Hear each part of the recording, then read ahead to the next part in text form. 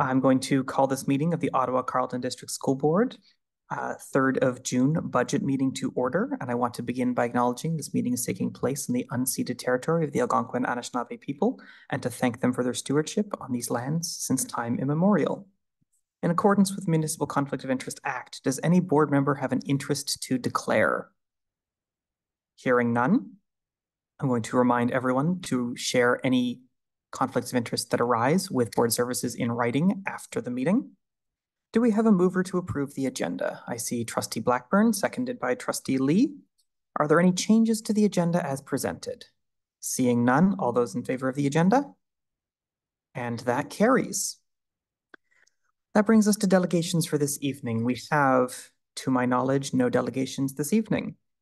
That brings us to item 6.1. I'd like to call on Director Buffoni to introduce Staff Report 24-080, the staff recommended budget.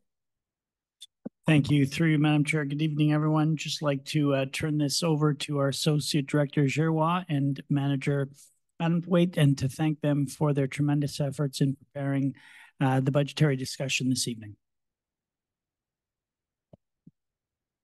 Through you, Chair, I will present the budget for this evening, the staff recommended budget.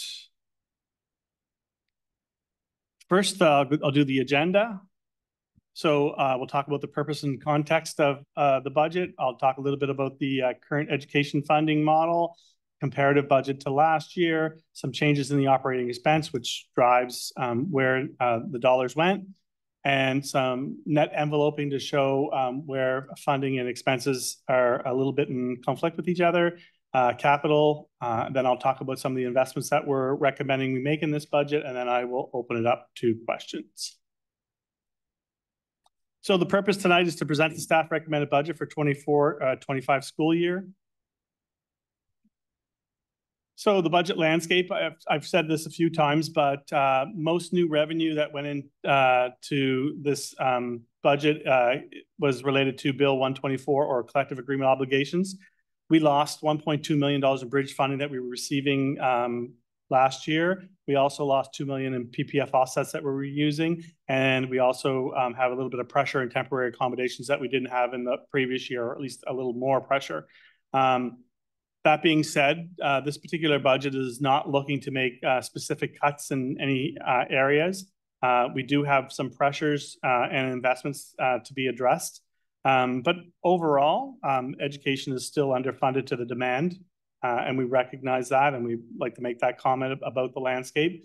There was a change in the transportation funding formula that removed the transitionary funding that we were receiving. So that was a positive for us, and working with the ministry and having them recognize our small purpose vehicles and making some changes there. So that will provide a bit more stable funding over in the future for transportation, which is a positive and a bit of a relief.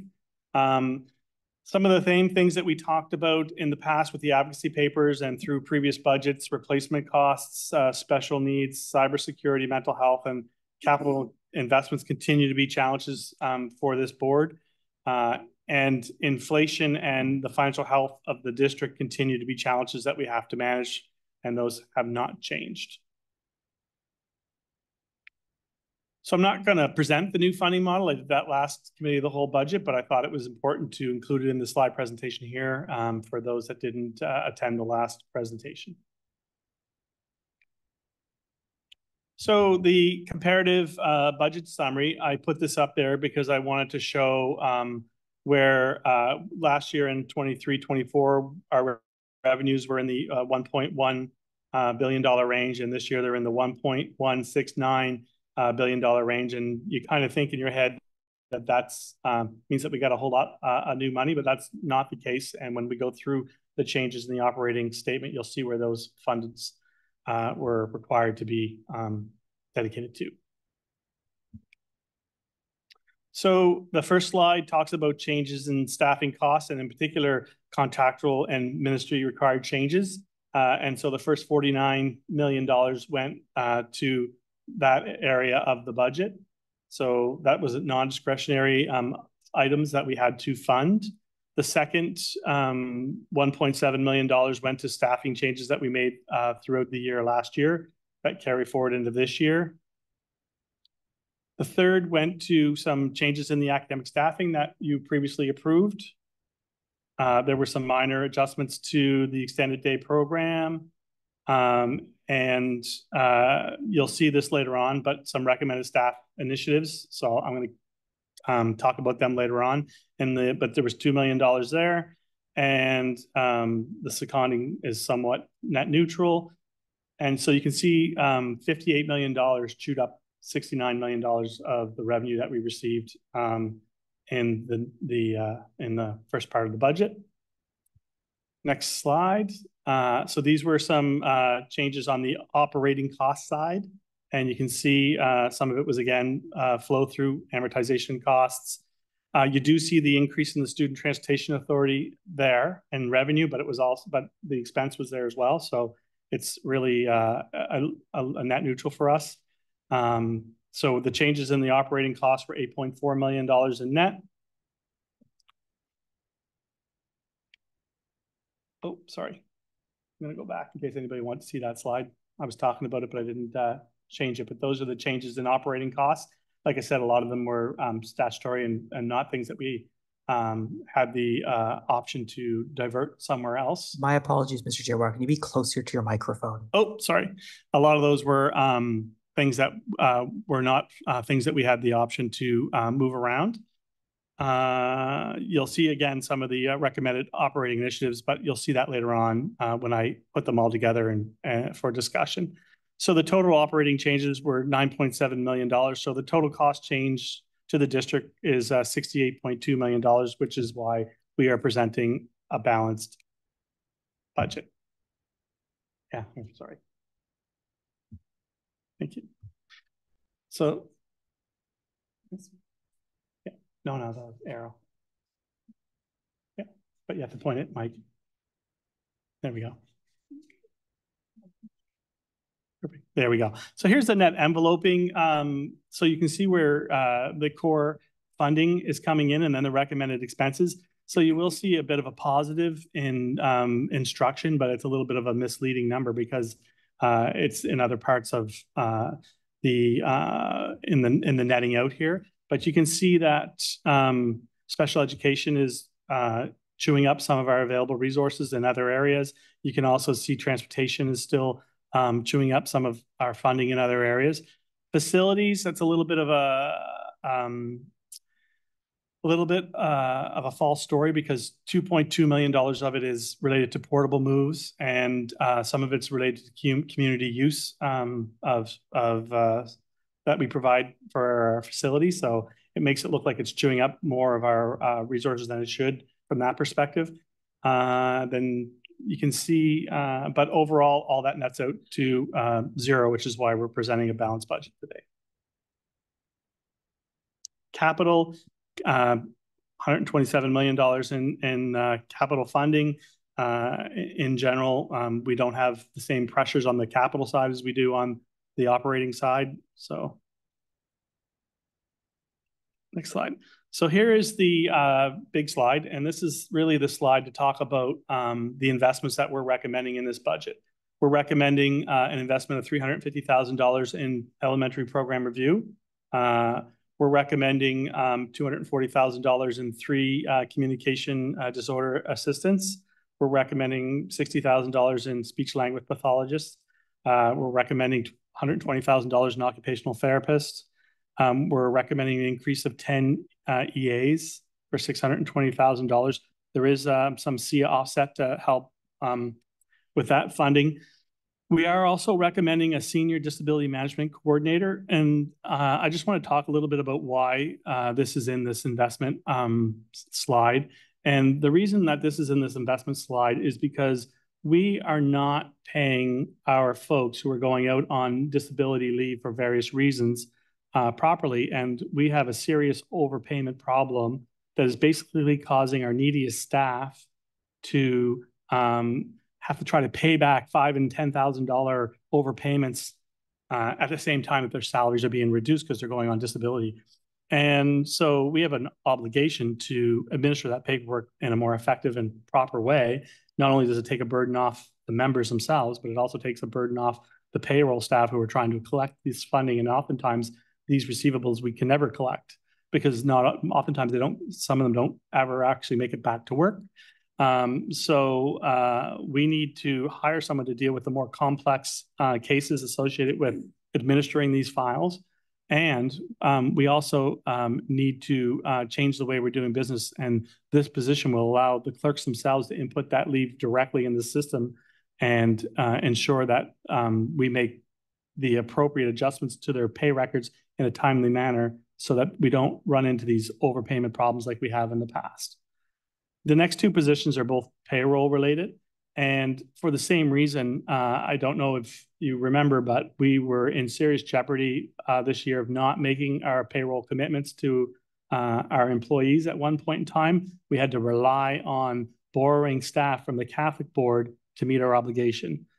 These two term positions allowed us to meet our obligations and not return that staff member back to the Catholic Board. So this is not really a discretionary piece. If we want to pay our people properly and ensure that that we do what we're legally obligated to do, we need that support.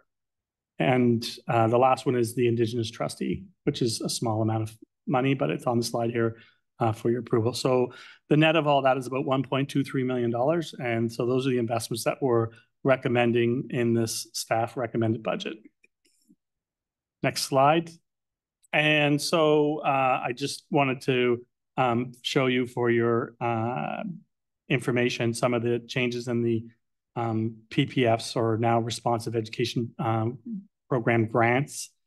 Pretty consistent on some of the main grants and a couple of new grants. The next slide. And then just showing you one grant was transferred into our regular core funding. And there's a couple of grants that will not, or it doesn't appear will be continuing for the next fiscal year, in particular, the de-streaming one, which was significant to us and did create a bit of a financial burden for us because we were utilizing that to offset some of our GSN costs. And then the other grants that we're hoping to, some of them are application-based, and we're hoping to get over the course of the next year. For the most part, the grants are net neutral to us as an organization. If we receive the funding, we do the work. If we don't receive the funding, we don't do the work. This is why it's important to be very cautious when you hire staff against any of these kind of grants. It should be term staff, and really we should avoid that where possible, because when those grants disappear, the needs don't always disappear, and it can create a pressure on our operating budget. And I will stop and I will open it up to questions. All right. I have Trustee Milburn, Trustee Kaplan-Murth, Trustee Aziz, Trustee Dixon. So we'll start with Trustee Milburn. You are on mute. I am on mute. Thank you, Madam Chair. So these items have come forward to us for discussion tonight. And one of the items that I am very curious about is the estimates for our, I'll say it's student population, but I apologize for not using the correct terminology. I'm just bringing it up on my screen. One of my questions I have for our average daily enrollment estimates is this year we did see that our estimates can be a bit off, and I want to know what the margin of error is for these estimates. And I am looking at, just for reference for staff, if it's not right in front of them, the 2024 to 2025 board recommended budget financial summary, and I'm looking at slide 17. Through you, Chair. So the margin of error for the estimates, it's difficult to answer that question because there's a lot of factors that impact estimates. We didn't anticipate the change in enrollment estimates that we received last year, and they weren't something that mathematically we could have anticipated based on previous formulas. Karen and her team do an exceptional job doing enrollment estimates based on a variety of factors, and they've been very reliable for decades. And I would hope that we would get back into a more reliable system. I will say that the system generally works where we take the students that we have on hand in JK to 11 and we move them all forward a grade, and then we estimate what our JK enrollment's going to be, based on growth patterns and a variety of different factors around our school. Then we make some adjustments based on staff inputs at school level of what they're hearing about for student enrollment in their individual schools. And then we also make some adjustments based on new school builds and school openings and things like that. So there's quite a process that we use to do the estimates. We are estimating a small growth of 548. I don't want to say that's a conservative estimate or an aggressive estimate. I think it's a realistic estimate based on all the factors that we use. Obviously, if that enrollment growth does grow, it will show up in revised estimates, and then we will hopefully that will impact in a positive way our revised estimates. But at this time, it's really the most accurate and comfortable forecast we can make. May I continue? Yeah, floor is still yours. Okay. So if we wanted, just wrapping my head around the estimates and looking at what happened this year, if we wanted to take an even more conservative approach or adjust the enrollment estimates, is that a possibility? Like, is there like a range, or is this just one specific number for the estimate? So everything that we do in EFIS is driven on enrollment estimates. So we take all those enrollment estimates by grade, by school, by grouping, and put it into EFIS, and it spits out the number that you see there, the 1.16, well, part of that number, and then we adjust it based on all the revenues and whatnot that we do as well. So it's not something that we can just quickly change and adjust on a dime. It would take literally a week or more just to try to make some adjustments to those numbers. And I don't think, and what that would do is it would force us to start looking for cuts when we probably don't need to look for cuts. So it would have a negative impact on this budget. And the ministry has provisions. So if we were off on that number by a significant amount, the ministry has provisions built in to protect us from those kind of estimates. So if you pass this budget today and student enrollment drops 1,000 or 2,000 or something beyond our control, I can't remember what the name of the funding, declining enrollment, that's it. And actually that declining enrollment was a factor for us last year when our enrollment changed, because even though we didn't drop in overall enrollment, our most reasonable forecast dropped from what we thought it was going to be. So I think we're protected and we wouldn't want to start tinkering. It's not built to tinker with in reality.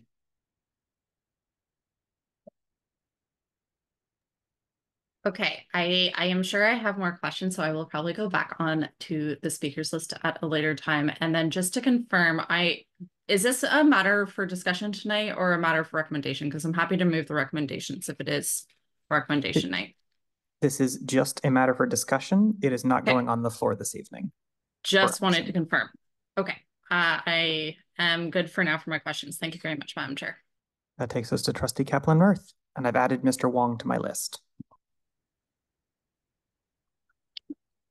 Thank you. You hear me? Yep. Okay. Through you, Chair. Thank you for this budget. It's definitely reassuring to see that we have a balanced budget. I have a few questions. I noticed the menstrual products are being removed as an item. Is that because they're being funded in some other way, or are we no longer supplying free menstrual products to students who need them? Through you, Chair. So I will answer that question. So we did lose the PPF that the ministry was providing us for that, but we have it built into our budget. We actually weren't using the products that the ministry was providing us anyway. We were using a more upgraded product because it just was in our students' needs to do so. So there's going to be no reduction in service in that area. Okay, that's what I thought. Thank you. So next question, and I just wanted to actually comment and thank you for increasing the number of EAs, because I know that was something that we had much discussion and debate over last year. And also thank you for continuing the funding for students with special educational needs. My question around that is, I see that it says that it's not included in the 2025 budget. Is that just a formality that each year we have to add it, or because my understanding is that we had promised the families of students with special educational needs that we would continue to provide some services to them in the summer.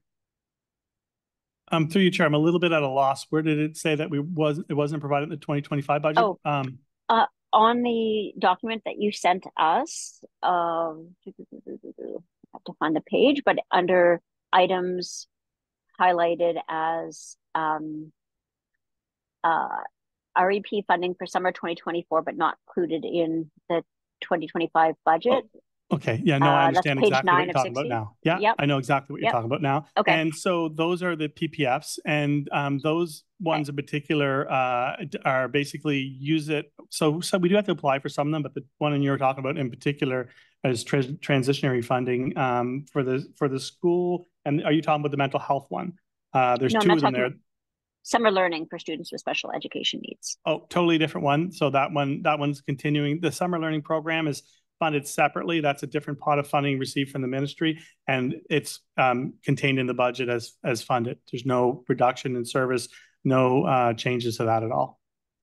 Okay. It's just because it was highlighted as saying not included in the 2025 budget. So I just wondered what that significance was. Yeah, that was just a PPF one that we were and it's basically if we have the opportunity to use it, we will use it, and if we don't, we don't. But the actual summer learning program is not. There's no changes to that. That's fully GSN or Core Ed funded now, and there's no changes to that at all. This is just additional the responsive education program grants. Yeah. Okay, and what about the French educational assistants that were listed as perhaps being cut? What would our reasoning be to no longer have the French teaching assistants? Through you, Chair, that's $48,000, and so I don't know how that particular PPF was being used, but it wouldn't be significant to the supports that we're providing. There was no recommended changes in the level of support that we're providing. Okay. And under school conditions, did you in creating this budget, are improvements in ventilation included in any of this budget? Through you, Chair, you'll see it in capital, and the capital is part of the school condition improvement fund or the facilities renewal plan. So that'll be presented to you at a separate time. But the previous plan that you approved has HVAC and air quality improvements.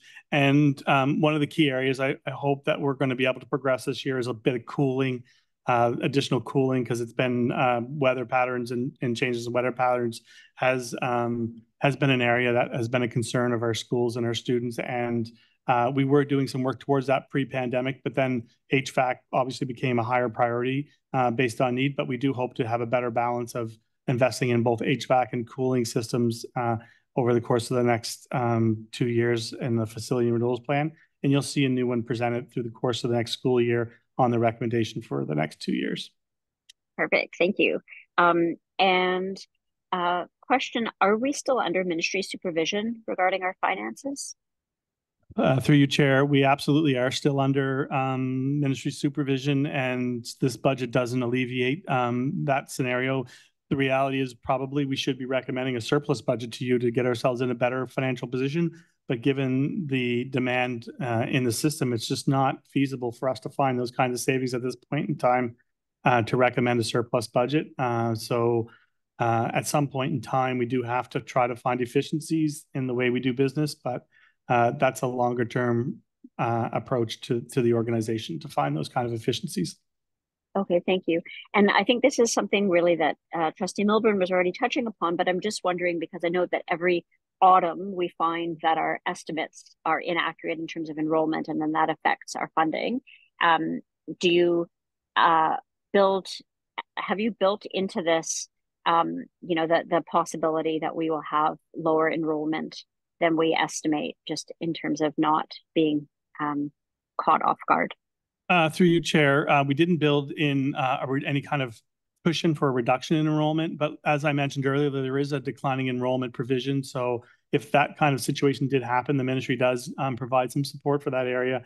I think we were a little bit more conservative in some of our enrollment estimates because we don't have the accumulated surplus or the flexibility to be very wrong on those kind of enrollment projections. But I also don't see, we've actually seen an increase of some enrollment in some of those areas. So students that did leave have come back, or they're certainly not leaving at the same rate that they were leaving before. So I think I'm fairly comfortable with the enrollment projections that we were putting forward as part of this budget. But obviously it's a forecast, and any forecast could be wrong, but we'll make the appropriate adjustments, that revised estimates, if we need to. Thank you very much. I think that's all my questions for now. Thank you. All right, that brings us to Trustee Aziz. Thank you, Chair. Can folks in the room hear me? Yep. Wonderful. Thank you so much, staff, for bringing this forward. I apologize I can't be there to thank you in person, but appreciate getting the documents well in advance. And before I jump into my questions, I want to double check that what we have in front of us is the summary of the staff recommended budget, and we'll be receiving like the full detailed budget in the coming weeks. Is that correct? Through you, Chair. I'm uncertain as to what you're asking. What the document you have in front of you is generally the document we do provide to trustees to make decisions for budget-related purposes. Okay. I'm going to jump into my questions, and Chair, if I go over time, if you could kindly put me back on the second time speakers list. My first question is about starts on slide 4 of the 2024-2025 board recommended budget financial summary. On slide 4, I think it's the line under classroom staffing fund where we see the language staffing allocation and the difference between the 2023 approved and the 2022 to 2023 actual. And I'm wondering if you could explain that difference between the two, and then of course why we go back down for this year's recommended budget. Sorry, through you, Chair. I'm not sure what line item you're discussing right now. Are you talking about classroom staff fund? Yes. I heard language staffing allocation. Yeah. Yes. So it's the language? Yes. Okay, so the language staffing allocation, so the way that it is allocated is based on the number of people who meet the qualifications.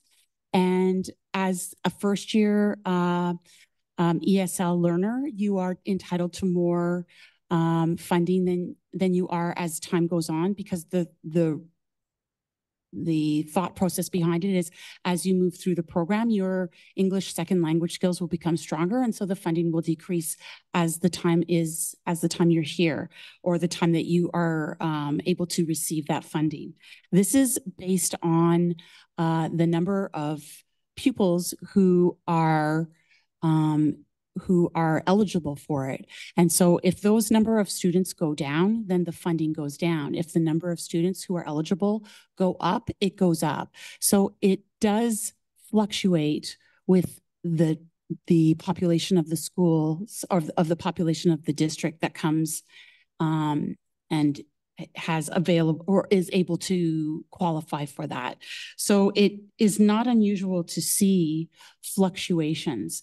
Having said that, as well, based on the concerns that you have put to the table, and having perhaps maybe a decrease in ADE, we have also been conservative with this as well. Okay. So it is possible, sorry, it is through you, Chair, it is possible that at revised estimates, that number will fluctuate as we know more about the student population coming into our programs. Through you, Chair, I'd like to just also add, this is the first time presenting this budget under the new format.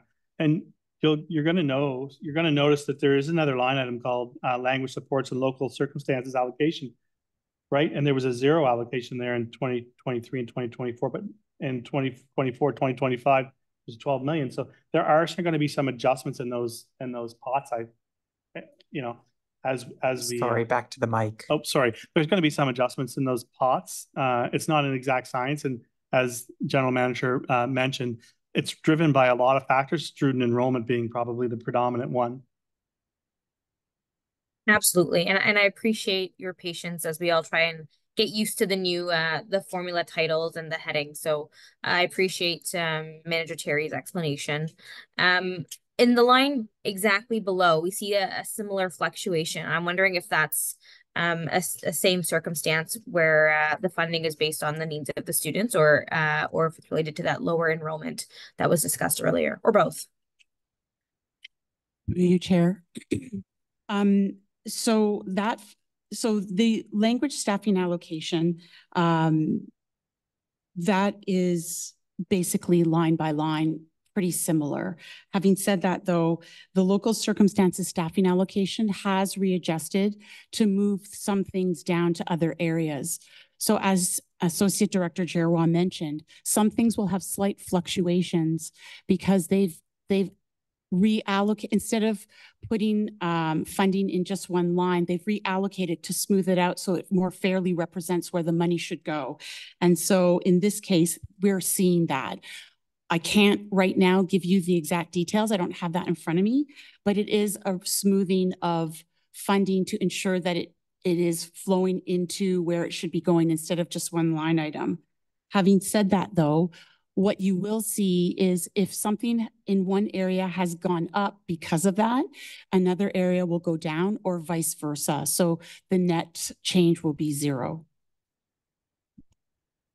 Okay. Thank you. I'm gonna keep going down my questions if you don't mind. Just 2 lines below, I see supplementary staffing allocation, literacy, numeracy, and other. We see that's down about 8.5 million. Oh, yes. From the previously approved budget to the recommended budget this year. Can I ask why the difference, or if that's another reallocation or amalgamation of funding? Through you, Chair. Yes. So generally speaking, when we reallocated this so that we could show you the year-over-year differences, we tried to do it as best as we could to ensure we could maintain the integrity of the information. But there, as I mentioned, there are some allocations that used to be, for instance, QE grids, qualification and experience grids. That was a line item on its own last year. This year, they have put that and they have amalgamated it into different areas to more closely relate where the funding should go. So for the next couple of years, there will be fluctuations, but generally too close to a net 0. And if not, it's because they've changed the funding formulas and not the funding flow, if that makes sense. So right now, if you wanted to get a better idea of the flow of funds, we should probably have a larger discussion and have a more micro level discussion on that, because I don't know that you're going to get the information you need based on these line items. But it is there's a lot of information, and putting it on one slide is not very conducive. So at this point in time, I would say that if you're seeing a large decline or a large increase in any line item, I could probably point you to the opposing amount in another area. Okay. I appreciate the answer, and I understand this is our first kind of conversation about the final or to be finalized budget. I think we're all just trying to catch up as to where the money has been kind of moved around. And so I'm going to keep going, but I understand that if you need to follow up on another meeting with or an email to trustees with where money has been moved as well, that would be really helpful. I mean, in this first section is pretty easy because it's all within that core funding, that first section. Sorry, through Randy. you, Chair, I would like to add, like, there's a lot of changes to the funding allocation models or buckets here, but doesn't fundamentally change the revenues that we're receiving from the ministry to perform all these same works. And this is not driving changes in program. We're not removing language instructors, or we're not removing classroom teachers because we got less funding in this bucket and more funding in another bucket. The services that we're providing to our students has stayed the same and stable. It's just the way it's being accounted for under this new redistribution model. And I think in the long term, the ministry might move towards a model where they start asking us to get into defining positions and actions and allocations and activity against some of these buckets. But this is a very, very preliminary change in the way they're refocusing the way that they provide funding to us, but it's not changing what we're doing with our students at the classroom level. And so a lot of this discussion is really just about how the ministry has changed the flow of the funding, but it's not really changing or informing the budget or the discussion that we should be having about the supports that we're providing students or at the end of the day, really, right? Absolutely. And Chair, if I go over time again, kindly add me to the second time speakers list. And Terry and Randy, no fault to you for trying to keep up with the ministry's changes just in time for budget. As a trustee going through and reading this to better understand where these movements have happened, and appreciate your presentation last time. I'm just trying to catch up as to where the buckets have been moved. So I appreciate your answers so far. I will put you back on the second time speakers list, Trustee Aziz. Through you, Chair, I just want to add one comment. I do think that there is another document we could probably send out to the trustees that would give a little bit of a better flow of where the buckets went. Terry and the team did an extensive amount of work in color coding it and taking last year's allocation and showing how it would look in this year's model. So we'll definitely send that out and about for you to kind of get a better sense of how the funding flows. That might answer a lot of your questions. So we'll definitely do that. Is that a document that can be released publicly? I think there'd be no reason why we couldn't release it publicly, but let me think about that. Yeah. Okay. These are public meetings. Trustee Dixon. Through you, Chair. I recently spoke with several teachers in the state schools and who expressed their appreciation for how clearly state has been shared, like how clearly state has shared its commitment to the cultural responsive teaching practice. So these practices affirm and leverage the strengths of our most vulnerable and diverse students, right? So what is in the district's plan for embedding these practices across the district? And what funding is required to ensure that SAIT is sufficiently staffed and resourced to accomplish this? Through you, Chair, the program manager SAIT's not here this evening, and I don't think it would be appropriate for me to make comments on how we're executing that part of the program. But isn't that part of the budget though, or no? I'm not saying that your question is not valid. I'm just not saying that's a question that I can answer. It's a question I think that would need to either be taken away. What I think that we should do is we should put that on the frequently asked questions list and have Superintendent provide an appropriate response, because I don't think it's one I can answer here tonight. I'm going to turn to the director if he has any comment. Sure. Through you, Madam Chair. Thanks, Trustee Dixon, for the question. I think sorry about that. Thank you. The Student Achievement Through Equity initiative is an inquiry in nature. So it's an exploration in a small number of schools around some of the effective instructional practices research is sharing makes a difference with students who have been underserved and or underrepresented in the past. That work as an inquiry is working alongside some of the existing program services that we have in place. The key point there, I agree with our associate director. There's a follow-up we can certainly do in the frequently asked questions. The one point I do want to make is there does need to be a coordination between the work that's taking place in those schools for which the inquiry is happening alongside other work in program services, so that we don't double up supports in some schools and have no supports in others. So although we are talking about slightly different things between what normally takes place in professional learning and support through program services and an inquiry with a smaller number of schools, there does need to be some coordination of that, and that's what we'll clarify through the frequently asked questions. Trustee Dixon, the floor is still yours.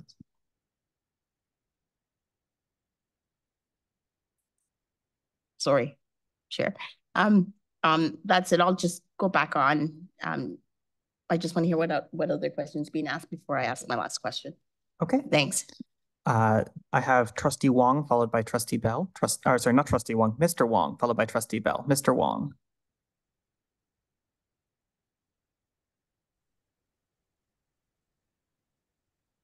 Through you, the chair. I have a few questions. To the Associate Director, Gerard, starting with at the beginning of the presentation, you mentioned that I believe a great significant part of the deficit still is tied to the special education needs, and I through analysis I noticed that it could be like as about 5-6 million there tied to that, and if that is the case. To confirm by you, what would that what would be the gap, or if it's something else, what would be the gap needed to fill that, like in terms of support to address that moving forward, or through this year or moving forward years to come? And as a large question to start with, and yes, starting with that. Through you, Chair. So there's several pockets of activity that we perform within the school board that the funding formula doesn't provide us 100% of the resourcing for. Specialized education is one of them, where we are subsidizing that with about $6 million in revenue that is coming out of the core ed program.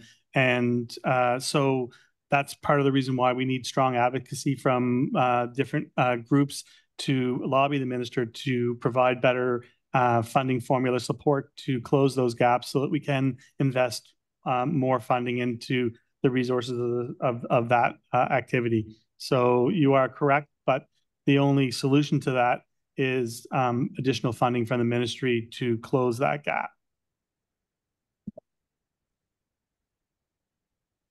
Thank you, Associate Director Gerard. And then in terms of that, that answered one of my other questions. And in terms of the advocacy, and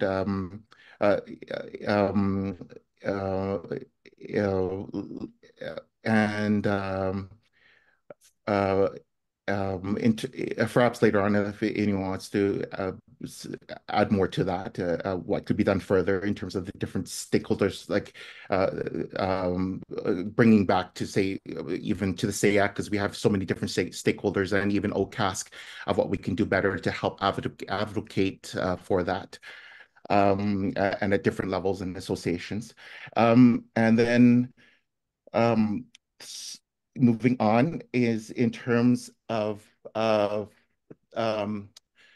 the different pockets there, the supplementary staffing allocation that was, I think there was discussion earlier about that dropping, and then the language supports local circumstances allocation that now is there, and where differentiated supports allocation has increased significantly. And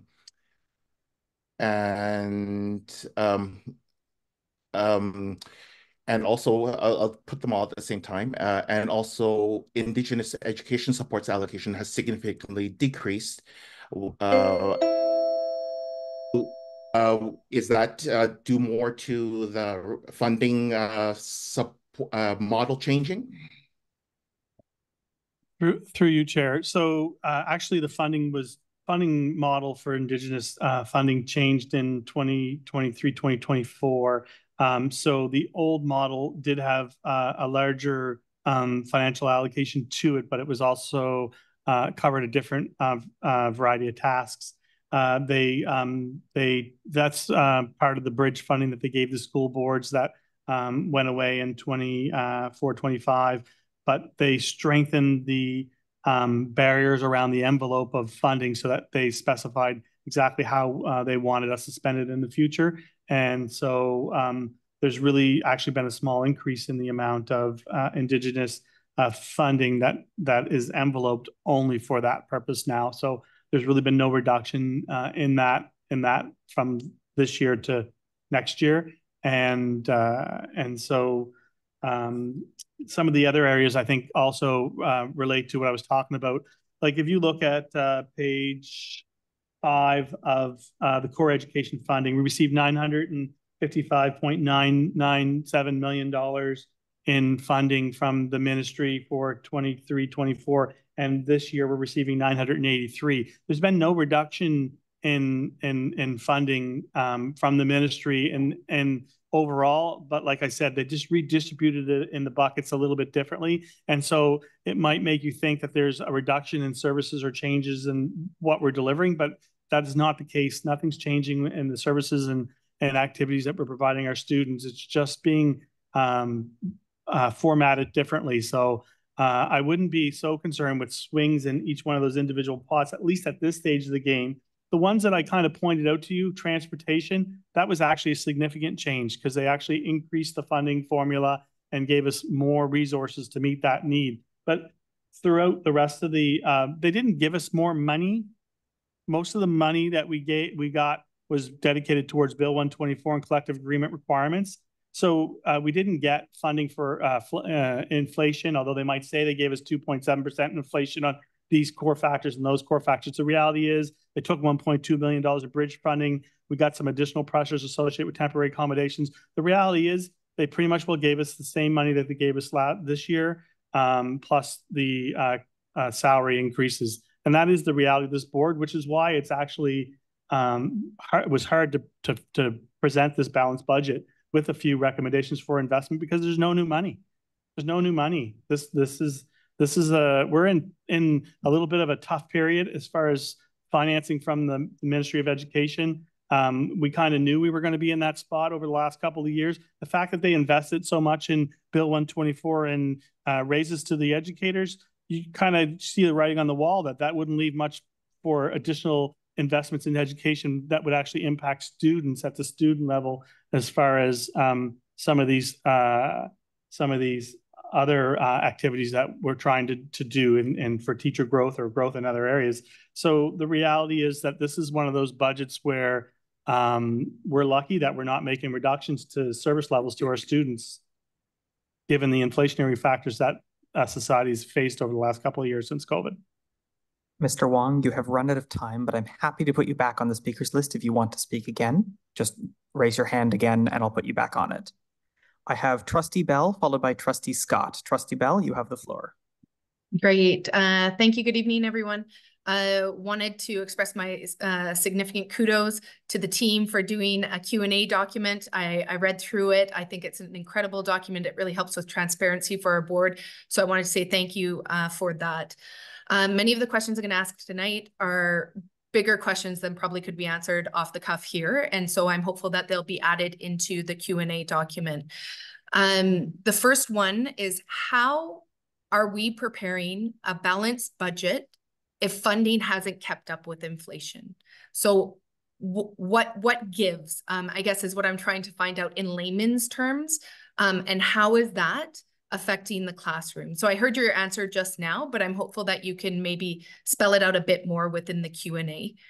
The next question, or actually the next moment of appreciation, is to say that I also appreciated the recommendation in the memo and how that was backed up. It's outlined that there are 4 key values that are guiding the work of this budget. The first being equity, community building, leadership development, and responsible stewardship of resources. So for the Q&A, I would like, hopefully in layman's terms, to understand better where those investments are happening and how we're contributing to equity. So on that front of equity, thank you, Donna Dixon, for asking that important question about SAIT. We know that it's getting resources. So how can we invest in SAIT so that we can ensure that this program can expand?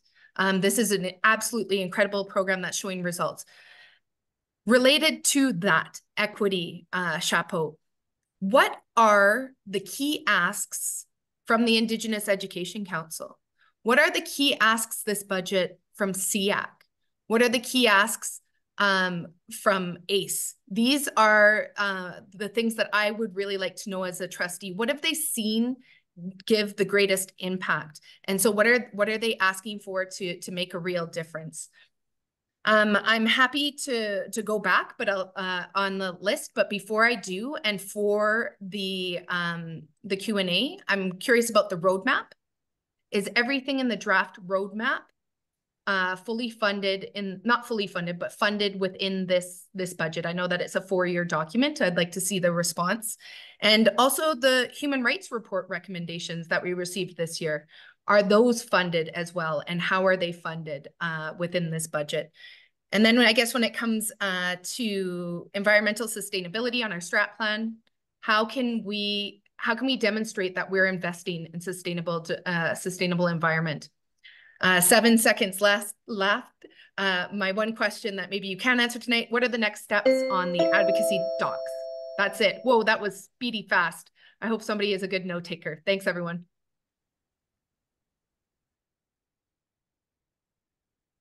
Through you, Chair, I did write down some of those questions, but to be honest with you, I'd appreciate it if you'd actually send me an email with some of those questions so that we can actually make sure that they get put in the frequently asked questions doc. I will say that I think one of my comments in the budget landscape was that there's more demand than funding. I hear your concerns in that area, but we have a fiduciary responsibility to pass a balanced budget, because we don't have an accumulated surplus where we could invest more than we receive from the government into areas that we would like to see improvements in. And so, like the roadmap or any area that we're trying to invest in, it's not always additional money. Sometimes it's a change in attitude. Sometimes it's a change in policy. Sometimes it's a change in the focus. And so a lot of that work, we have the resources to do. It's just a matter of changing the way we do business. Equity being a key area. And if someone came to me and said, how much do you spend on equity in the OCDSB? I would say it would be impossible to answer that question, because in a school budget, someone could buy something for a child using an equity lens, or when we do a hiring, we could do a hiring with an equity lens. It's impossible because it's a philosophy. And a lot of the things that we're trying to accomplish in the roadmap really tie back to philosophies of caring about our students and how we treat people, right? And so it's same as environmental sustainability. I will say that my team is working on a report that we will be bringing forward to trustees on all the initiatives that we're doing associated with environmental sustainability as part of the roadmap. So that is coming. And we've been doing a lot of work in that area, but we haven't necessarily been showing the trustee group around this table the gains and the work that we've done.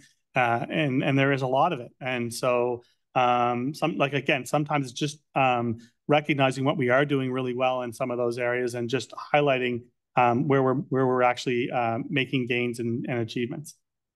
Trustee Bell, you are out of time, but I'm very happy to put you back on the speakers list. Next up, I have...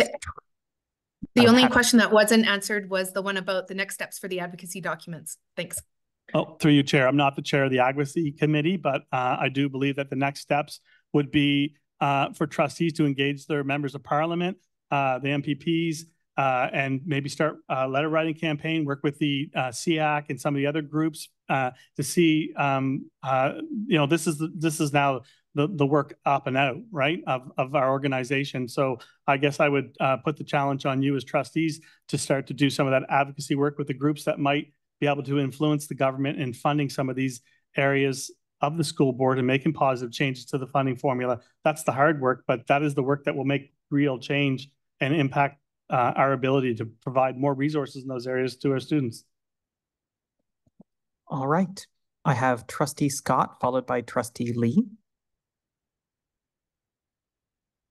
Thank you, and thank you for providing the budget summary. Just picking up on one of the questions that Trustee Aziz was asking on page 4 of the handout, the page entitled Core Education Funding, CEF. When you're showing these, what this is the funding that we receive or the funding that we are proposing to spend? Through you, Chair. All core education funding is the revenue we expect to receive. So when we look at the per pupil allocation under classroom staffing fund, we are actually there looking at what we are proposing to spend next year for classroom teachers. Through you, Chair. Well, generally speaking, we try to align funding with expenses. So yes, we would expect that the revenues would generally, or the expenses would generally meet the revenues, excuse me. Well, I'm just trying to be clear that this is the expenditure. So if the expenditure is $396,543,231, is that more or less than the funding that we would expect for that particular line item? Sorry, through you, Chair. Are you referring to the core education funding on page 4 or the net envelope? I'm looking at the core education funding on page 4. So the core education funding is based on our ADE and other factors that would determine the amounts of revenues we are getting or whatever pocket of money we are allocated. If you wanted to see what the spending was against that, we would look at the net envelope. And they don't necessarily relate to each other at all times. So because, for instance, if you look at the funding we receive for special education, if you look at the net envelope, you'll notice that the spending is significantly over that. And so we have to find those savings in other areas. So we may be receiving $396,000 in per pupil allocation, but the ministry allows us to divert that to make up for overspending in other areas. Does that answer your question? What I just wanted to do was to be very clear here, where it says in the column that this is the 2024-2025 recommended budget. Is that the money we're planning to spend, or is that the money we're calculating we're going to receive for that purpose? That is the money we are calculating to receive. Thank you. That's all, because I think it's very easy to get it confused because it says recommended budget, but it doesn't say on it revenue. And so I think it's really important to be clear for everybody that this page is showing revenue as opposed to expenditure. Through you, Chair. Yes, I do recognize that is lacking in the title. So to be clear, these are revenues. These are not expenses, but we will clarify that. Thank you very much for that. I just figured it was important to be clear as to which was which. When we're looking then at the supplementary staffing allocation, this shows a change in the amount of what were PPFs and so on for all the extra literacy and numeracy and other special purpose teachers. I mean, we've had the student support funding, teacher funding, and a bunch of other support funding, teacher funding. And so that funding has changed a little bit. But if we are looking at, so this year, we are looking at a reduction in that funding, but some of that has been rolled into other parts of the funding formula. Sorry, through you, Chair. There has been some PPF funding that has rolled into EVIS or into sort of the general GSN, sorry, I'm just old habits die hard, core funding. But the largest PPF, which was about $4 million, has not rolled into funding as far as we're aware. Thanks very much for that clarification. The other question I had with regard to this page is when we're looking at the SEF, the Special Education Fund, that first amount, the base funding, that is sort of the general funding based on our total enrollment as opposed to being based on how many special education students we have? Through you, Chair, that is correct. That funding is based on total ADE, not specifically special education students. And that funding is not necessarily, so the funding for any special education classroom teaching, that would be coming out of the classroom staffing fund somewhere. Through you, Chair, that is correct. If you have a self-contained classroom for special education purposes, it will reallocate per pupil funding to cover those costs. Perfect. Thank you very much. The other question I had should be a little bit easier, and that is where you speak of the additional funding for an Indigenous trustee, and I know this is a small amount. It is an Indigenous student trustee position. It's not a board member position. Through you, Chair, that is correct. It is a student trustee. And you're showing the 3,500, except that that seems to be very low relative to the actual cost. Through you, Chair, we receive $5,000 per student trustee, and the allocation, you're correct, it is higher than that. So we have to find $3,500 from elsewhere. Thank you. All right, Trustee Scott, if you want to go back on the second time speakers list, please feel free to raise your hand. I have Trustee Lee at the end of our first time speakers list.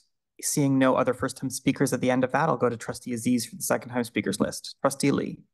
Thank you, Madam Chair. Just quick questions on the expenses. For the EDP program, there's 2 additional new central staff positions being created. I'm curious in terms of the use of those new positions relative to the small incremental increases to actual educator ECEs and EAs for the EDP. Why is there such a large increase, relatively speaking, to central staff for the program?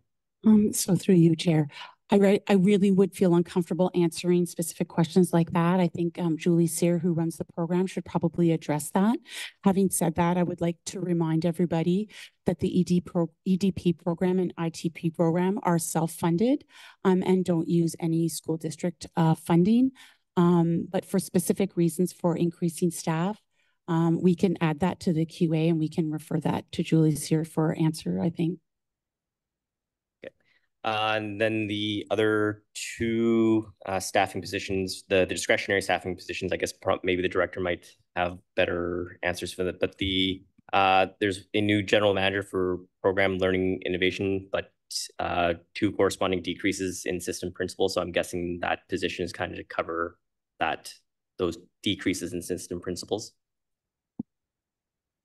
Through you, Madam Chair, Trustee Lee's got it in essence. What we're looking at doing is actually making a bit of a reduction to the centrally assigned staffing for a couple of reasons. One, we've come to realize, much as in the case with learning support services, where we have some system principals doing work and yet a program manager, same as applying in the context of programs. So a good example of what that program manager might do that a system principal had covered in the past is some of the administration related to the DELF, the Diplôme d'études en langue française, that we do with a large number of our senior students. So that's a good example that we're shifting into more of a managerial role, as it's more about coordination and oversight. It's tied to programming, of course, in French language acquisition, but less a principalship position, more of a coordinating managerial type position. And there are a number of other examples like that have donned this manager position and program, and the reduction in 2 system principals for a net savings on balance. Some of that we're looking to reallocate to the elementary program review, which is one of the pieces that was mentioned earlier. But in essence, you've got the essence of it. And then I guess the line right below it, the Family Reception Center program manager, is that tied with similar programming, or is that something new that the district is introducing in terms of a new reception center program or something? Through you, Madam Chair, same concept that Trustee Lee's mentioning. Much of the work there is in coordination of appointments, assessments, and through to, of course, the welcoming school, tied more to an oversight of a managerial position versus a principalship. That would be the normal case in a school-like context at the Family Reception Center. We made the same kind of determination. And the last question I have is in terms of the net enveloping. The labor provision line item doesn't have a corresponding revenue. What does the labor provision line item entail? Because I thought Bill 124 was fully funded from the provincial government. Through you, Chair. We are receiving funding from the ministry. It's approximately $34 million. And you can see it in, if you look at the, at the other revenues, the other provincial grants, you can see there's a significant increase. Most of that is Bill 124. So I guess my question was more on slide 13, the $7.5 million that didn't have a corresponding revenue in the table. Sorry, through you, Chair. I didn't understand the question. My apologies. Your question is about the labor provision. The labor provision is for, so recently EDFO and OSSTF, as well as our education support workers, have all ratified their contracts. But at the time of building this budget, the teachers had not ratified at that time. And so we have to put aside money for future contract negotiations. But now that contracts have been ratified at revised estimates, we will remove that and just update the new benchmarks as required. All right. Seeing no other first-time speakers, I start our second-time speakers list. I have Trustee Aziz, followed by Trustee Dixon. Trustee Aziz. Thank you, Chair, and I appreciate the comment made by Terry and Randy about that additional document that'll be shared with the public and with trustees about where the funding pots will have been shifted. I think that'll really help the context for those of us who aren't as well versed in this new budget layout as you wonderful folks are, because it's a new format for us and it's a new way of digesting where ministry funding is being spent at the OCDSB.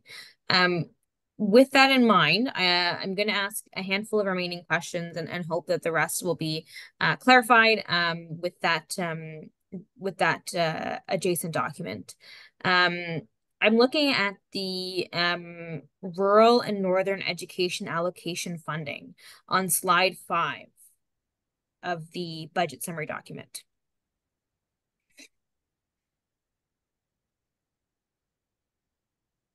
Sorry, through you, Chair, do you have a question about that? Yes, sorry. I wanted to make sure everybody was able to flip to the right page. And so I see the amount is about $212,000 in the recommended budget. Can I ask where that's spent and where we could potentially see an increase in funding for our students and kind of because we know Ottawa is quite a large city in the rural areas of the district, if that's funding we could access. Through you, Chair, that funding is generally, and although there is some ability to use it as you see fit, the ministry generally requires you to use it to maintain infrastructure like Wi-Fi and other things that might be more difficult and more expensive in rural areas.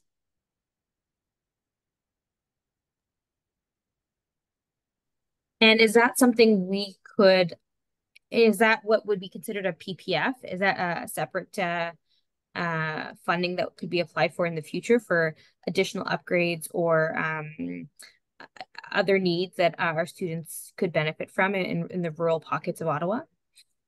Through you, Chair, the rural funding is not a PPF. It is regular core funding funds. There have been in the past PPFs or REPs that address rural issues such as transportation or Wi-Fi issues or other rural area issues. At this point in time, we do not have any REPs that address those things. And we could advocate for that. It's obviously a great need in those areas. But the current funding that you are speaking of is through the regular core funding. Okay, perfect. I had a question regarding school renewal. Let me just find what slide that is. Oh, here we go. It's the same slide. Okay. Mondays, just Mondays. School renewal funding on slide 5. The allocation is the same year over year. Could I kindly ask staff to explain why that hasn't increased or decreased, or if that's spread elsewhere in the budget? Through you, Chair. School renewal is a pocket of money and is allocated for different school-related upkeep needs. It's divided into two parts. There's a capital format, there's a capital portion, and then there's an operational portion. I won't bore you with the accounting details, but basically by accounting standards, we have to, some expenses are operational expenses and some are capital, and the ministry determines how we can split it. And that split has not been updated for quite a few years. So the ministry will allow us to only spend that $5 million on renewal. If we exceed that, we cannot use the capital portion to fund it. So we try very hard to keep to the operational budget and use capital to offset when we can. Okay, thank you for answering my question so far. I'll keep an eye out for that that additional document, and if not, I'll come back with some more questions. And appreciate your time and effort on these materials. Thank you, Chair. I wanted to be very clear. I'm happy to walk everyone through the new funding model. I can assure you that we have done a backwards reconciliation, that it is all there. But there are many, many lines to this funding formula. And so I just caution you, it's a complicated model. It has been mapped out. I can assure you that I can find every line item and match it. And I know that it seems like there are variances, but that's because there are some line items that have been split out into 2 or 3 areas, and I can't backwards math that. I'm happy to share that information, but I am a little concerned that it may cause more confusion. So I'm happy to discuss how we can provide education to give you that information so that you feel confident that we're providing you good information. But I just want to be clear. There are many, many lines to the funding formula. So we just need to be aware that that there are more complications than we may be aware of in understanding it. And so we can move forward and find a good way to get through that. And I will share the information, but I'm just worried that it will cause more anxiety than help. So thank you. Trustee Aziz, you still have a bit of time. I'm okay for now. Thank you, Chair. All right, I have Trustee Dixon, followed by Mr. Wong. Trustee Dixon. Thank you, Chair. I just wanted to say thank you, guys. I didn't say that before. I do have one question, but I think I'll just send that to you in an email. I won't bother saying it. And I really, really like the fact that we're getting more EAs, because I've heard that so much. So thank you again for that. All right, I didn't hear a question, so I'm going to move on to the next speaker. Okay, Mr. Wong, followed by Trustee Bell. Mr. Wong.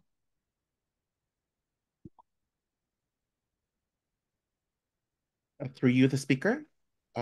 First, to Director Girard, Associate Director Girard, for the funding envelopes associated with special education, despite the ones overall having a significant deficit, are there with the existing envelopes, are there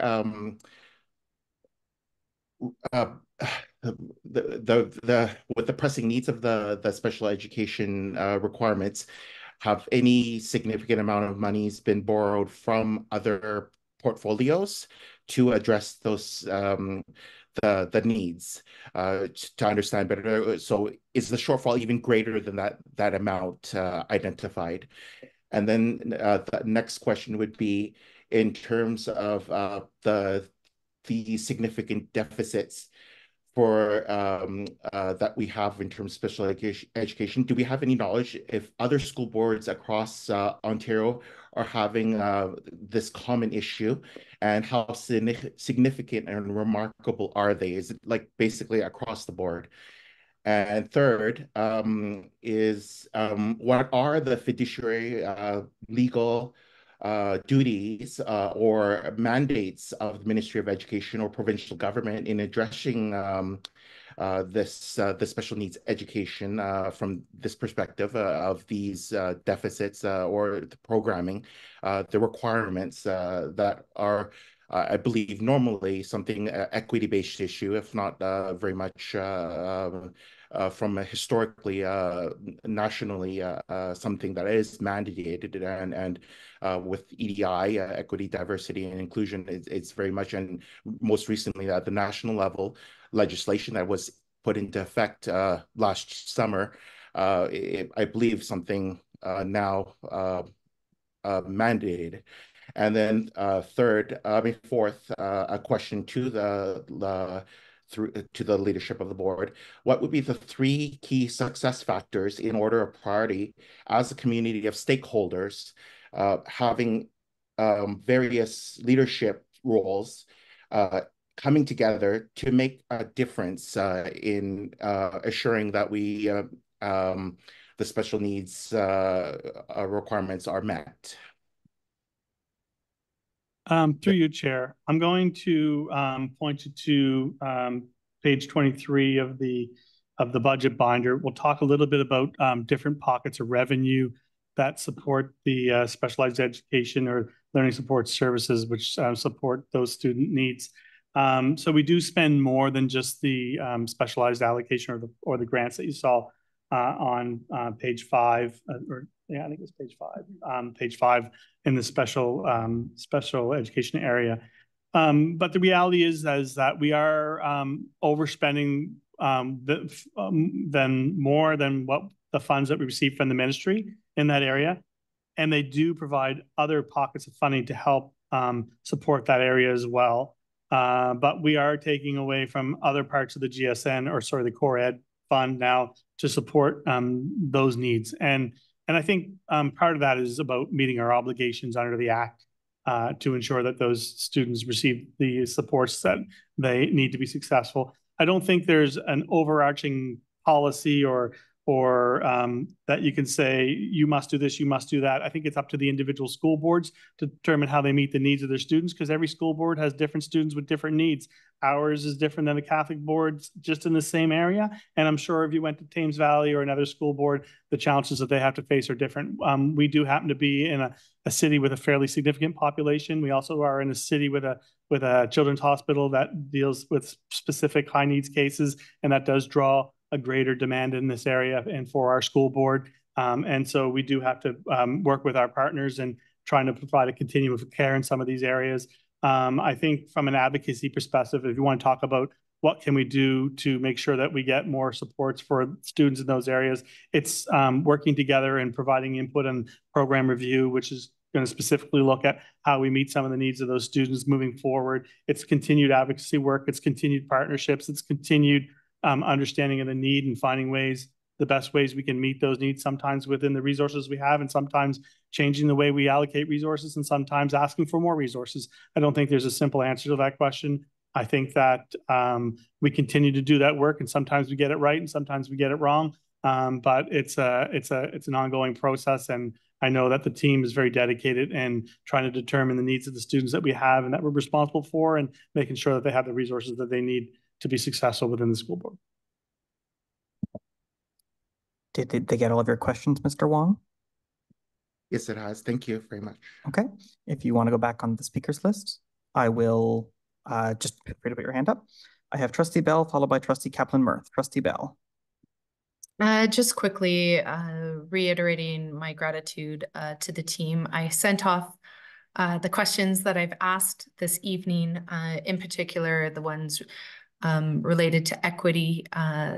If those could show up in the next Q&A, I would be very appreciative, and I know that many would as well.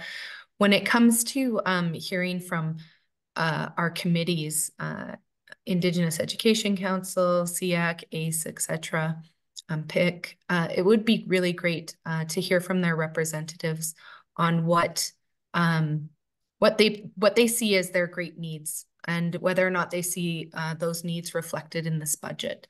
I know that those committees do really great work behind the scenes, and this is a great opportunity for them to come forward and to tell us what to do. Again, thanks to everyone, and I look forward to our next meeting. Well, thank you, Trustee Bell. Trustee Kaplan-Murphy. Thank you. Through you, Chair, and I want to thank everybody for interesting discussion this evening. So I have one final question, which has to do, and this maybe is something that you can just add to the Q&A, but this is the time of year when we discuss budget, and so I'm wondering what's going to happen in our elementary program review with thinking about a budget for the following year. Obviously, we're still in a stage where we don't know what changes we're going to make, but how are we going to know sort of all the complexities that you're dealing with here tonight, where we haven't actually made any substantial changes to programming? How will we know whether we will be able to balance a budget if we do make changes? And all of these issues in terms of educational supports and meeting the needs of our students, how are we going to address that in a timely way without then jeopardizing our next step for the elementary program review? This is a question that just seems like we can't do this in June of next year if we're planning changes for the following year. I'm going to go to the director first. Director? Through you, Madam Chair, I appreciate the questions you're raising, Trustee Kaplan-Murphy. A couple of points on that front. One is that in our critical path, our timelines for the elementary program review, part of the reason we're bringing forward to the Board of Trustees decision-making points at the end of the calendar year is that it provides 6 months before the decisions around the budget, so that the Board of Trustees would have context for consideration in thinking forward for budgets for years, so that you wouldn't have that kind of decision-making back-to-back, so to speak. The other piece that I'll share, that it's very likely, were there to be any changes that would be recommended from staff as part of what we're hearing in the input stage and what we'd hear in the feedback stage, that it wouldn't be the flip of a switch. It would likely be a multifaceted, multi-phased, multi-year, potentially change management process, so that we would, as an organization, be able to adjust in balancing our budget year to year to see that through over time, rather than something that would be a knee-jerk reaction. I mean, at the end of the day, those decisions haven't been made, but staff understands the implications of budget and would bring forward recommendations with those components in mind. Associate Director, do you have any follow-up? Through you, Chair, I think that the director covered it very clearly. I think that the complexity of the implementation plan, one of the facets of that would be determining impact on budget, what was within the realm of possible, what would have to be phased in. If we ran into a situation where we really felt that speeding up implementation would require resources that we didn't have, that might be a special submission to the ministry. I think there's a lot of avenues. I think first we need to figure out what's the best path forward for us and how we could possibly implement that, and then we'll roll into how we would fund it. Okay, thank you. I was asking because a lot of what is currently in the Q&A is talking about, what are we going to do in the next couple of years, and that's why I was thinking that we also have this big unknown. But I appreciate that it's a complex unknown, and I'm sure you'll be able to update us as appropriate. Thank you. Trustee Milburn, and then I have no other second-time speakers. Trustee Milburn. All right, thank you, Madam Chair. First off, I apologize, staff. I want to thank you for all your hard work for putting the budget together. I forgot to say that at the beginning as I was digesting the information. I have two questions. My first one is a bit of a big question, but if you were given direction to try to find surplus in the budget, do you have any idea on where you could find it, or is this the absolute tightest budget that we possibly could have at the moment? Through you, Chair. I would say that I can't imagine trying to find more budget surplus in the budget that we have right now. And I say that from a couple of fronts. One, we're going through some significant change with the implementation of Bill 124 and some new collective agreements. And while we're fairly comfortable that we're being properly funded for that, until we get into that new reality, it's always hard to tell for sure if everything lands the way you anticipate it's going to land.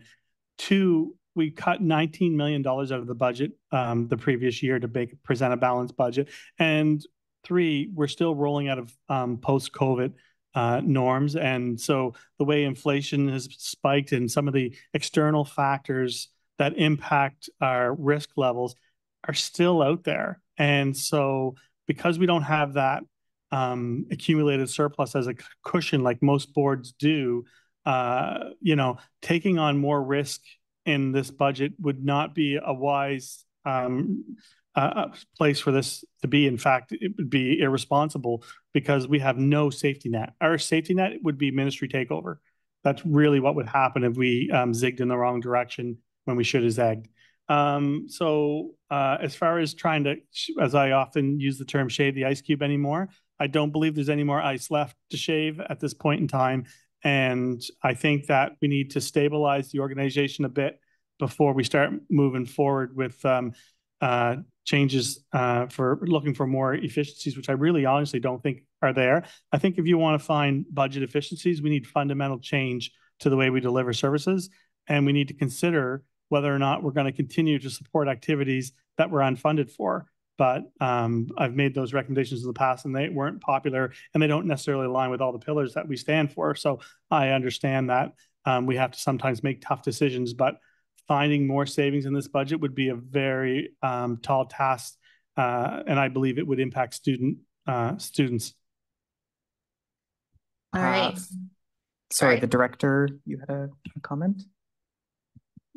Through you, Madam Chair, I appreciate the Associate Director's comments, agree wholeheartedly. And I just want to add a point. I'm not sure if I've understood the spirit of your question here, Trustee Milburn, whether it would be cuts to the existing programs and services offered to increase surplus or not. And the reason I clarify that is this ties very much to the previous comment on the work ahead around the elementary program review. Without, as the Associate Director said, making cuts right now and holding steady, there are opportunities for effectiveness and efficiency that may come from that program review that we're conducting that would not be irresponsible in nature. They may ultimately result, they may not. But that's another opportunity beyond the current context over the next couple of years where there may be some opportunity to rebuild that surplus. If that's the spirit of why you're asking, that may come. And again, it may not, but it may. So there's another opportunity to look at that down the road rather than just consider that in the context of this 1 year. Trustee Milburn? All right, thank you, Director and Associate Director. The spirit of my question was more because I've heard a couple of times the Associate Director mention a surplus, and I just wanted to ensure that we are just not getting the funding that we need from the ministry is a bit what I'm hearing, and we could do with some more funding so that we don't have to continue making these tighter and tighter budgets. So that is one of my questions. My last question is in relation to our other school boards in both the city, or if you want to go outside the city, how are we compared on our spending for special needs or special education? Apologies. Is it about the same? Do we fund more? Do we fund less? Do we have any idea? Through you, Chair, I think I mentioned that our situation is pretty unique in the sense that we are a large city near a special needs hospital that does draw higher needs special students to our area, maybe more special needs in our area. But I think that there's no one set formula across the province. We're probably in the middle somewhere. Some boards spend more as a percentage, many boards spend less as a percentage. But I don't think it's such a linear thing that you can say, well, you should spend 3% or 5% or 7% or whatever, because I think that there's a lot of factors in how they structure, whether they have specialized classes, whether they have the 2 sites that we have, whether there's a lot of factors, what other external pots of funding or supports do they have. I think it's a continuum of support from a variety of different envelopes, and it's not. I'd be reticent to straight line compare us against other boards, but I'm not the exact specialist in this area. I wonder if Superintendent Simmons would have any other comment. Thank you very much, Associate Director. So in my experience, it has been really all over the place. Excuse me. Some districts are in line with their special education allocations from the ministry. Others I've heard have been in 18-20% overspent in special education funding.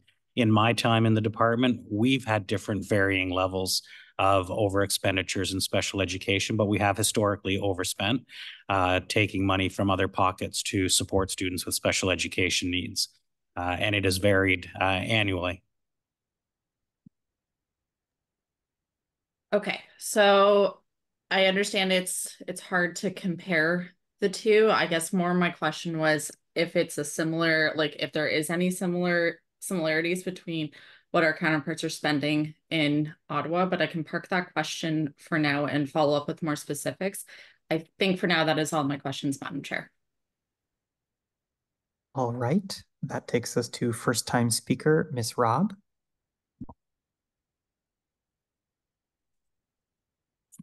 Thank you, Chair, and for the presentation. The comments in terms of how much information you could give us is an interesting one, and figuring out what it is that we need to be able to comment and for the board to ultimately make decisions. I know there's been years where we've been given a 3-inch binder that was so intimidating, and then there's so finding that happy medium is difficult. I've been spending a lot of time looking at slide number 13 because in my brain, figuring out what the difference is between money coming in and what we would like to spend, that's where the questions are. And so I recognize that others have touched on this already.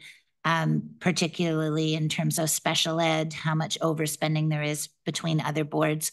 But I'm wondering whether there have been comparisons on all of these lines in terms of how many boards are overspending in terms of transportation and how many have cut their extended day. Because in terms of advocacy, it's way easier to advocate when we know that everybody is in a similar spot, because then the problem is not with the school boards, it's with the funding formula. Through you, Chair. I think that's why when we work with the board on the advocacy papers, we specifically identify areas that are problems across the province, in particular OT replacement costs. We can definitively point in the funding formula where we're deficient, probably one of our largest areas of deficiency within the funding formula. I think there's somewhere between $15+ million on the table there. That would make a significant difference from an advocacy perspective and in the supports that we could provide across this district. And it's something that we had no control over. It was centrally bargained change in policy on sick leave that directly attributed to that growing pressure.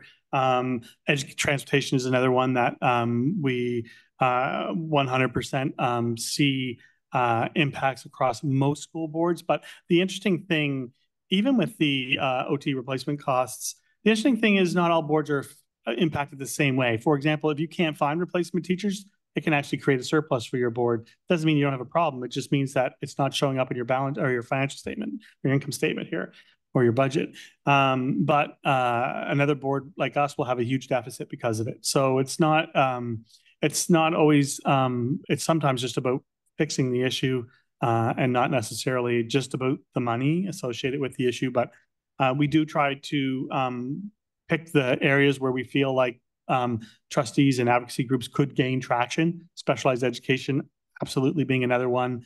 If I could pick 3 for the trustees to champion, it would be OT replacement costs, I think we made some pretty good headway in transportation, if I had to be honest. I think we're making some pretty interesting changes in our own consortium, and that is a little bit of a lesser of a problem because of the changes in the funding formula. And the ministry worked with us on that. We were the consortium that they sent Deloitte down to do a review of our operations, and they changed the funding formula, which added money and took our transitionary funding away, which stabilized our funding for that. So, you know, that's an example where advocacy and working with the ministry has had a positive effect. It might not have given us all the funding that we would like, but it certainly closed the gap significantly. So I mentioned specialized education. I mentioned OT replacement costs. I think the third one might just be inflation. I think right now, if you look at inflationary costs across the district, whether it be in facilities, whether it be in school supplies, doesn't matter what it is, it might be another area where when you don't add any real changes to the technical funding to the school board, it does erode our spending power. And so I'd like to see some changes there. Those would probably be my three recommendations, just off the top of my head. Thanks. Ms. Robb, you still have the floor. Okay. And the next question, again, looking at the same slide, how much flexibility is there actually between these lines? Like, this is a really simplified table and it's helpful in a lot of ways.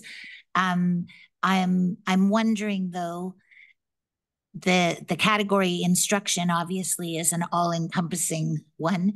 Fixing a leaky ceiling looks like it should be in facilities. Could it go somewhere else? The small buses, can they go in special ed or do they have to go in transportation? How detailed is the ministry in terms of going through books?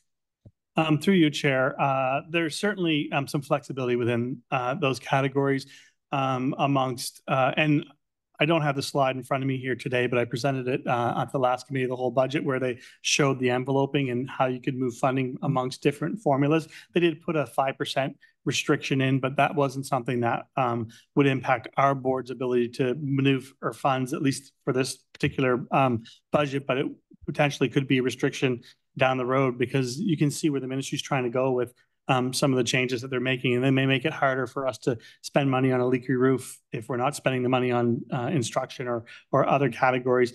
I think they're bucketing it though in certain ways that make it reasonable when you think instruction for students and whatnot is in a similar bucket, and then transportation is in a different bucket, and facilities is a different bucket. So I don't think it's so straightforward, or it's going to be so complicated that we can't support the needs of our students within the district. But I do think that you know, it's an opportunity for us to benchmark against other boards, and it's also an opportunity for us to leverage underfunding from the ministry if they don't allow us to move funding amongst different envelopes and pots. So if all of a sudden we can't afford to fix our leaky roofs, and the ministry funding form is not meeting that need, it puts them in a vicarious situation as far as you know, not letting our infrastructure deteriorate to the point where it's not usable for our students. So I think there'll always be a little bit of give and take amongst the categories in a way that will allow us to meet the needs of the students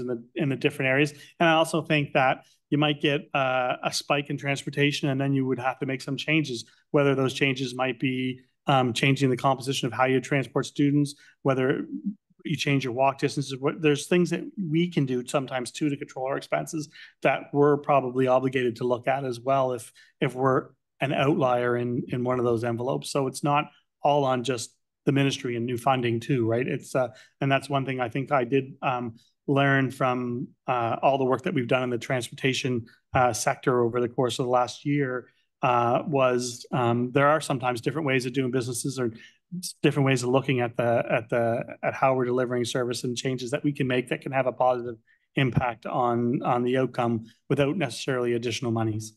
So I don't think there's a straight answer to that question, but I do think you hit the money slide as far as you can see where some parts of the program are subsidizing other parts of the program, in particular specialized education.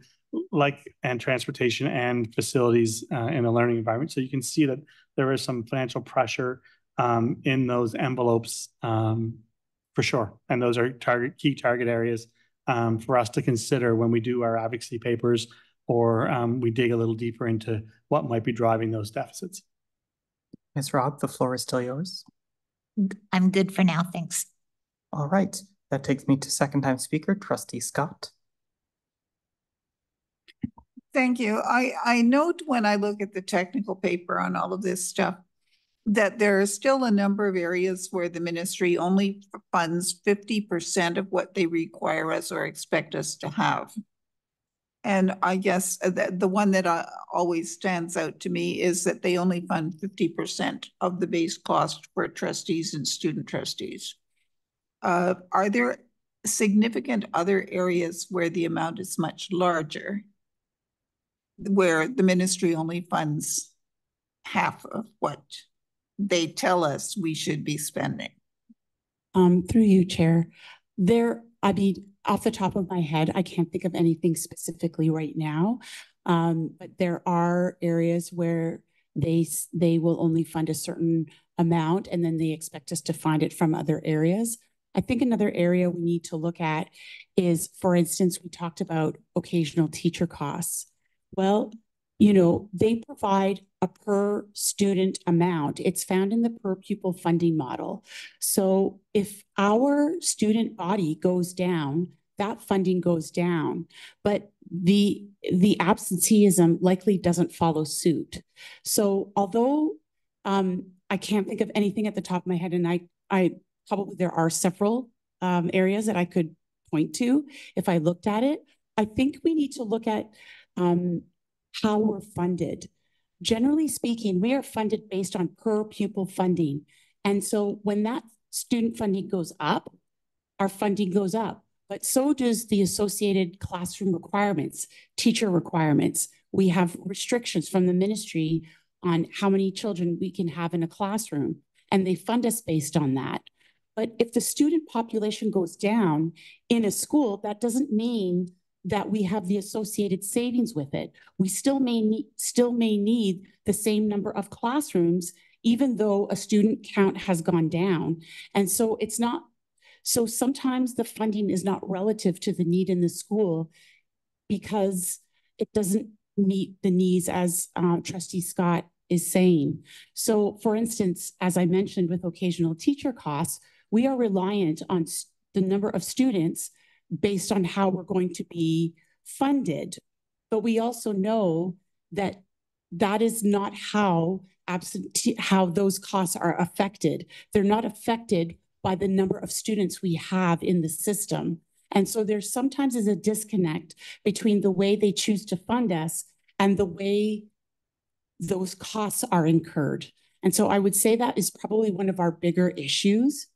And we are at the mercy of that funding formula.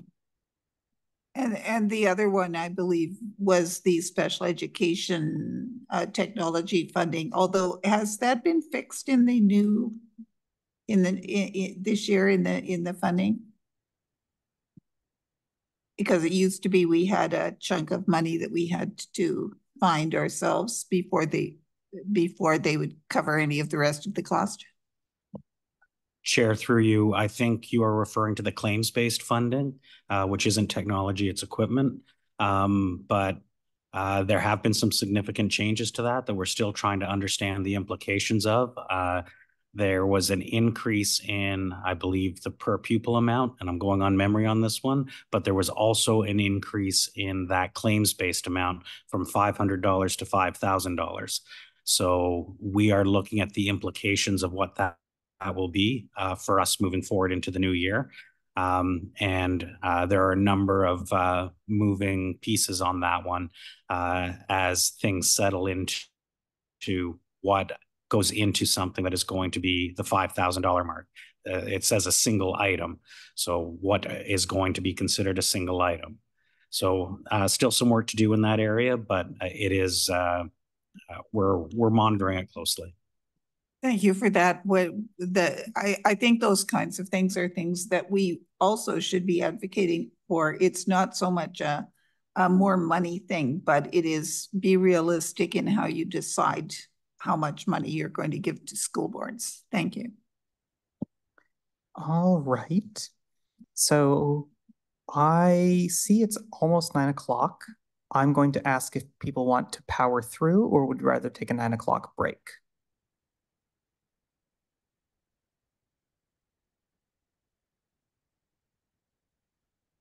Okay, I didn't see anybody who didn't say power through.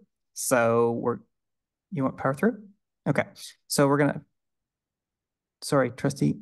Okay, so if that's the case, we're going to move, I'm going to ask Trustee Lee if you would take the chair. I have a couple of questions. Yep, go ahead. Thank you. So my first question is about the decrease in mental health funding for students. Could you let us know which slide you're talking budget binder, I'm assuming? Yes. Could we take a 5-minute recess so that I can get my laptop and grab my notes? Because I've only got my chair stuff at the front. Okay, 5-minute break. Come back at 8:55.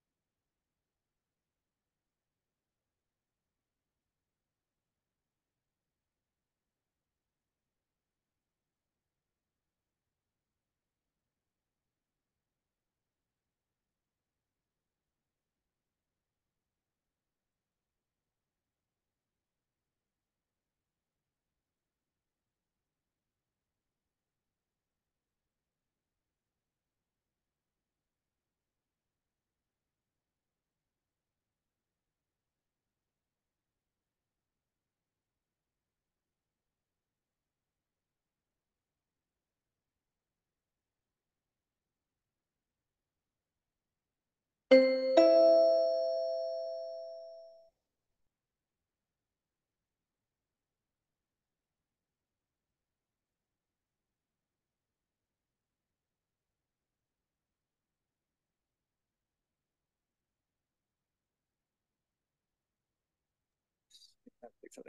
right, seeing quorum in the room / online, I'm going to call the meeting back to order and turn it back to Trustee Evans for her questions.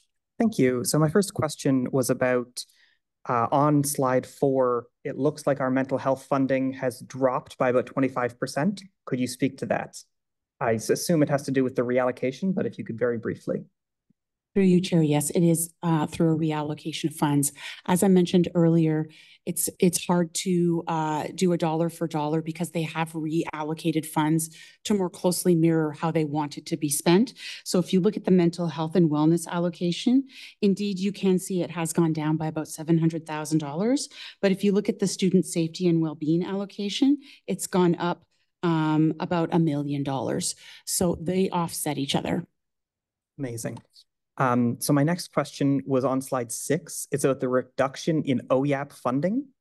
And I'm wondering if that has any impact on our ability to offer apprenticeship programs, or is the funding just hiding somewhere else in the budget? So through you, Chair, I'm assuming you're speaking to other provincial grants, including OYAP. Mm-hmm.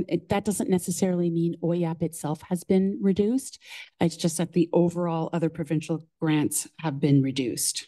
Okay. And so we did, and in there, if you remember, we had talked about, we had lost that $4 million PPF. That is pretty well the reduction. Okay. I just want to add to that too. I think if you look at the slide that I presented in the, well, actually the one that was listed today in Annex A, I think the OYAP funding was actually remained stable at the $8 million exactly. I think I'm positive actually that I looked at that specifically, and its funding is in there. So yeah. Okay.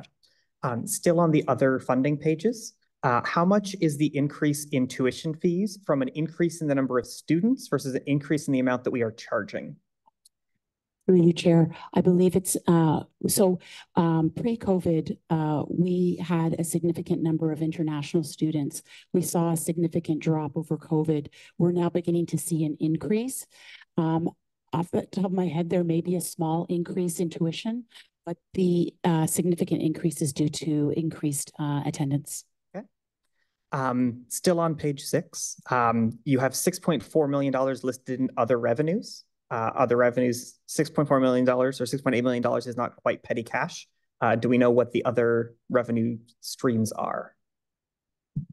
Yes, I do. There are things like, oh gosh, you're really putting me on the spot.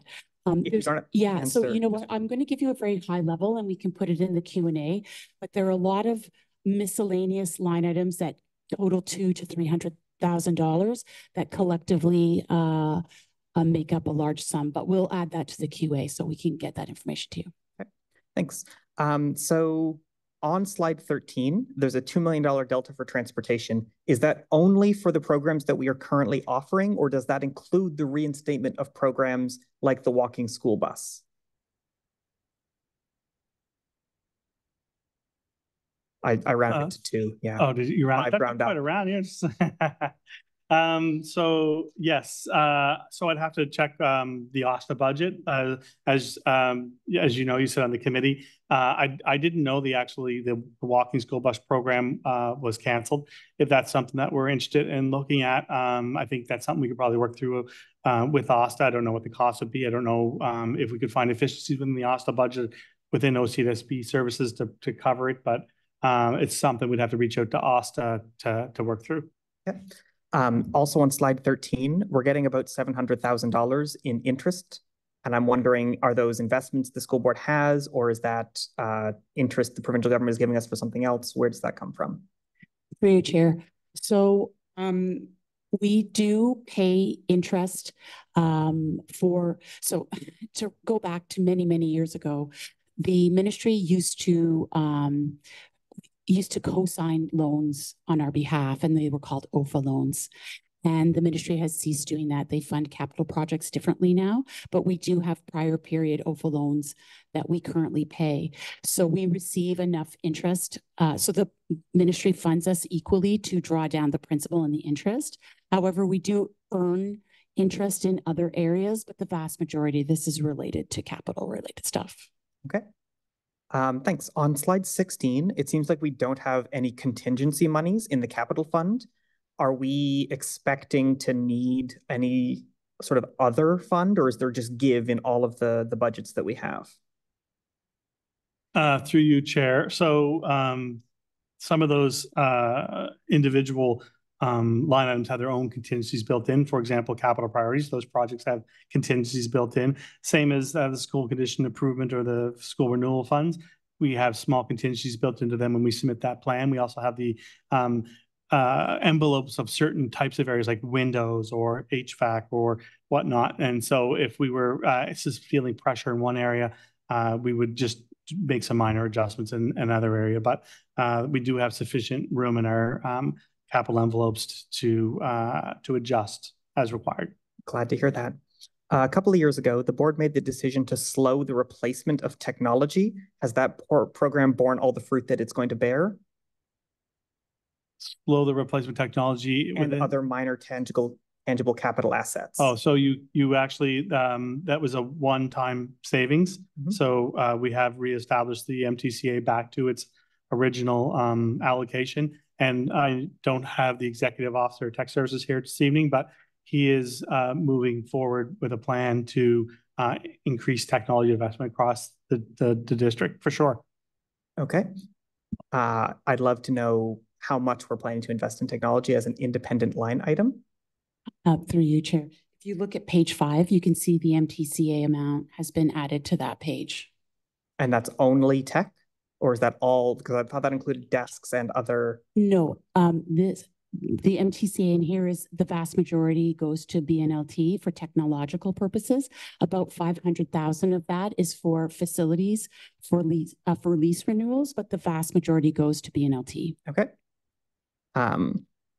So on someone talked about it earlier about our ability to do projection estimates. I was pretty happy with that answer, so I'm not going to rehash that. But I was also interested to know what our range was, or if we had a range.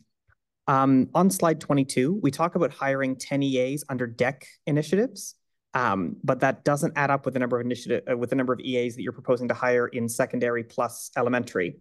And I'm wondering which number to believe. Through you, Chair, I'm not sure. Can you tell me where you're finding this information? Yes. So on slide 22, there's one recommendation to hire 10 EAs. And then a little bit later, there's a recommendation, the staffing breakdown has a number of EAs for secondary and a number of additional EAs for elementary, and those don't sum to 10. I think, I'm not sure, through you, Chair, I'm not sure if I'm referring to the right information that you're looking for, but through the mid-year, we did hire additional EAs and ECEs. So there are two components. We have hired additional ones throughout the year that are now being added to the budget, and there is an initiative to add more to that. Okay. This might be the kicker question, but if you're projecting 500-ish more students, is 10 EAs enough? We know that 20% of students have special education needs, 20% of 500 is 100. Is 10 EAs enough to meet the needs of 100 students' special education needs? Chair, through you. So what we've done throughout the budget, both the academic staffing budget and this one, is that we've added a variety of different resources, not just educational assistant resources. So the 10 is where we're starting right now. We'll need to get the students in, understand their needs, and then plan forward from there. Okay, so we might see that number go back up again come revised estimates. That's what I'm hearing. Yeah, I've had to do that in the past where I've had to come with a subsequent report and an ask for additional budget considerations. Okay. I have a question about whether or not we need all of the people on the line that says administrative support for senior staff. Through you, Chair. It's a pretty broad question. I don't know how to answer that question without basically saying that, working in this organization for the 2 years that I've been here, I would say we don't have enough senior staff or corporate staff to deliver $1 billion program. I think we have 12 SOIs. I don't know I haven't gone through the staff reconciliation. I don't think our board is any larger or smaller than boards of a similar size, but I've been doing some benchmarking with other boards in Toronto area, Durham in particular being a 6th largest board, we're the 7th. So I thought they'd be a good benchmark, and we're actually understaffed. And I think if you notice in the recommendations I made in some of the areas, we're starting to see the cracks in the support that we provide, almost failing to make pay runs, not administering our sick leave and our disability claims properly. We have a lack of position control with an organization because of the tools that we have. And so at this time, I would say that I can't imagine how we would do what we're doing, let alone more, with less senior staff. Can I jump back on the speakers list? Can I verify that there's no other individuals looking for speaking time? Nope. Go ahead. Thanks. So I asked my question about whether or not we need all the people centrally that we currently have, because I think our priority should be getting people in front of students, getting people in the schools, making sure that we are able to support the students where they are. And I eternally worry that organizations become too top heavy, that we get too many people in managerial positions, too many people centrally, and we don't have enough people supporting kids in classrooms. And so my question is not to demean or to invalidate the work that happens centrally, but it's to make sure that we are keeping the focus on the students in the classrooms. I don't know if you have a comment to that. Through you, Chair, I think my only comment is I think we have to do a bit more benchmarking in some of these areas. For example, I was doing a little bit of benchmarking on HR staff to staff ratios, and it's somewhere in the vicinity of 1 to 1,500. My time in the federal government, the ratio was somewhere between 1 to 500. So I'm not saying that we need a 1 to 500 ratio of HR staff because our systems are different, the complexities are different and whatnot. But I do think there's some work to be done in that area, and I do think that that is an area that should we do need some review on. But I also think that even though central staff can sometimes be seen as, overhead and bloated or whatnot, those central staff provide supports to teachers, principals, students in a variety of different ways. They're out coaching teachers how to best handle restorative practices or equity issues or whatnot. So the fact that they're reflected as central staff doesn't necessarily mean that they're not in front of students or they don't have a direct impact on students. So I think we would really need to look at the admin bucket as a whole and see which ones actually are dedicated towards keeping the machine going and which ones are actually having an impact on student achievement in a variety of different ways and some of our other core values. But I do think that we have to be careful in making sure that we pay our people properly, because if we don't pay our people properly, they won't show up to work. So I think it's a balancing act. And I would say that I'm not sure we're actually getting it right now. Okay, I'm going to quickly jump in here and let the director. Thank you. Just adding the associate director's comments, one of the things, and he's mentioned that we'll run a position control, almost a third-party review of whether we're sensibly sized for the size and complexity of our organization in terms of central supports. I understand the spirit of your comment around as many supports in front of students as possible, but there is a balance to be achieved, as the associate director has mentioned, to ensure that we don't put that out of balance too far in any direction. Not enough supports the system centrally, and we hear about it. Too many supports the system from a central perspective when we hear about it. So there is a sensible sizing there that we'll take a look at as a priority going forward, as the associate director has mentioned. Appreciate the comments. I'm really glad you talked about professional development, because we have allocated professional development dollars in the past and not been able to use them because teachers are already losing their prep time. Teachers are already losing they don't have that space in their day because someone is sick and they have to jump into cover. And I'm wondering what we're planning to do differently to make sure that the money that we're allocating to professional development actually gets used as professional development dollars and doesn't go back to us at the end of the year or just get shuffled into a different envelope to cover some other cost. Through you, Chair, I think that would be a question for the superintendent of HR. It's not something I can answer, but I do hear what you're saying, and I do think that release time is a challenge.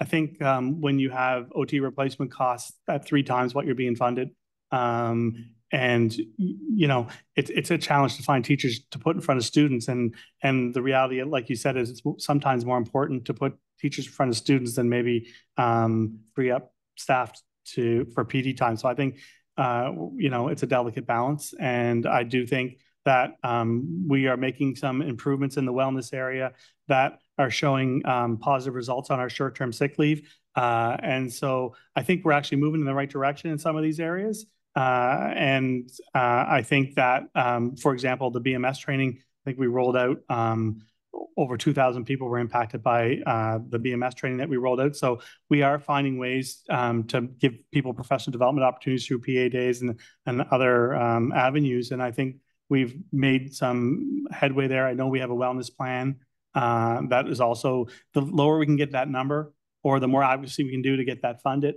is going to create space for investing in our folks in other ways like PD.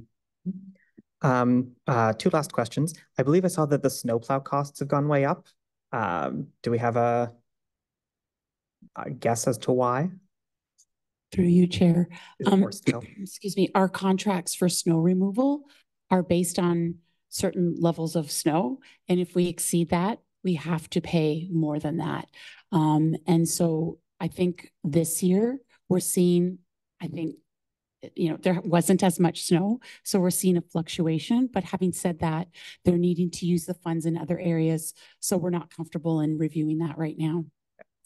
Through you, Chair, I think I'd also note I've had some pretty in-depth discussions with the manager of facilities in this particular area, and he's informed me that Ottawa is a fairly competitive market for snow removal. It's there's not a lot of options, and the folks out there that do it well charge well for it, unfortunately. So that's one of those areas where I think inflation has, cost has exceeded inflation that we receive from the ministry.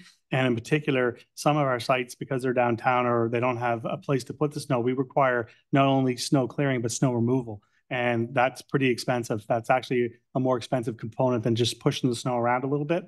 And so I think that's not an area that we're going to see much relief in, although we might have been lucky this year. I don't see that being a regular occurrence. Okay. Last question. On slide 26, the district appears to be hiring a housekeeper and a cook. That does not seem like the usual type of staff that we hire. Do we have a comment on that? Through you, Chair, I'm not sure about the housekeeper, so I might have to defer on looking into that one. But I know the cook had to do with one of the cafeterias. And so one of the cafeterias is generating enough revenue to have someone there who would provide those services, and so that's where that was being driven from. Okay, you could put the answer to that in the document. I'd be very appreciative. Those are all of my questions, Mr. Chair. All right, I'll turn it back to you then. Amazing. Ms. Gardner? Okay, thank you very much, Chair. Through you, I'm looking at a few concerns that came from our executive today. I don't actually have the specific budget lines in front of me here, but one of the questions was around music repairs and consumables.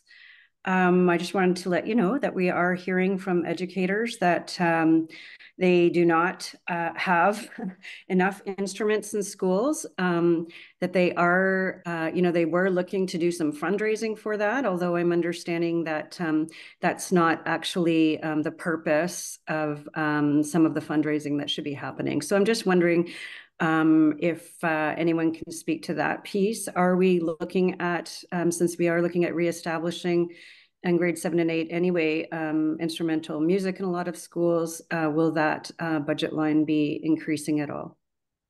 Director?